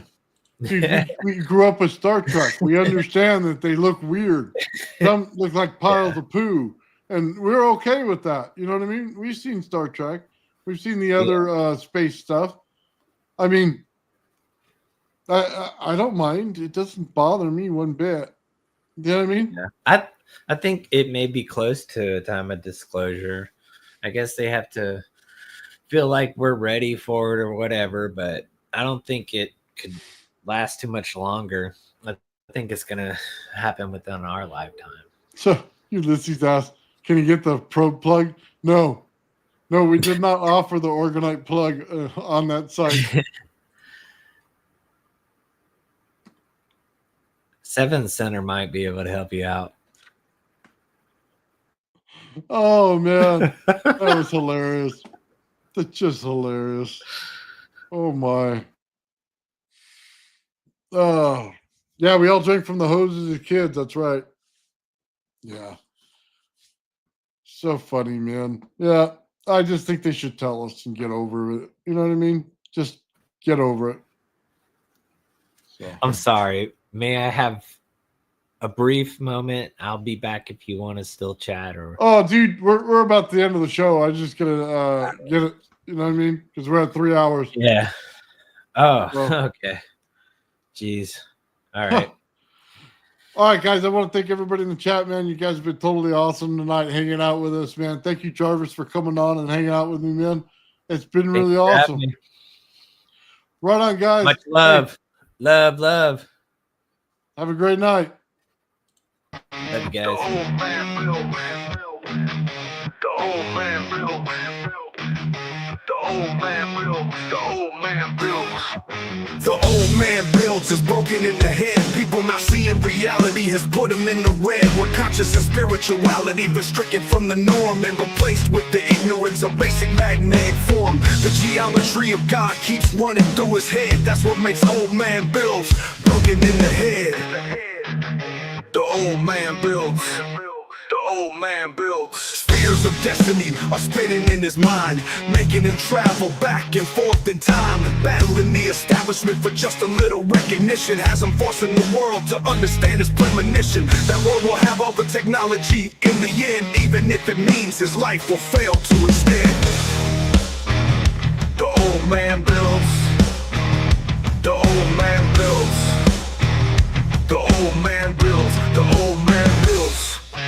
Fears of destiny are spinning in his mind, making him travel back and forth in time, battling the establishment for just a little recognition. Has him forcing the world to understand his premonition. That world will have all the technology in the end, even if it means his life will fail to extend. The old man builds. The old man builds. The old man builds. The old man builds.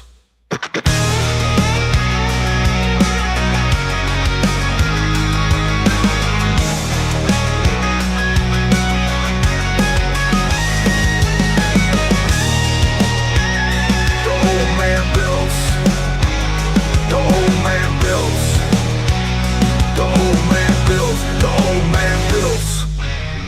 Fears of destiny are spinning in his mind, making him travel back and forth in time, battling the establishment for just a little recognition. Has him forcing the world to understand his premonition. That world will have all the technology in the end, even if it means his life will fail to extend. The old man builds.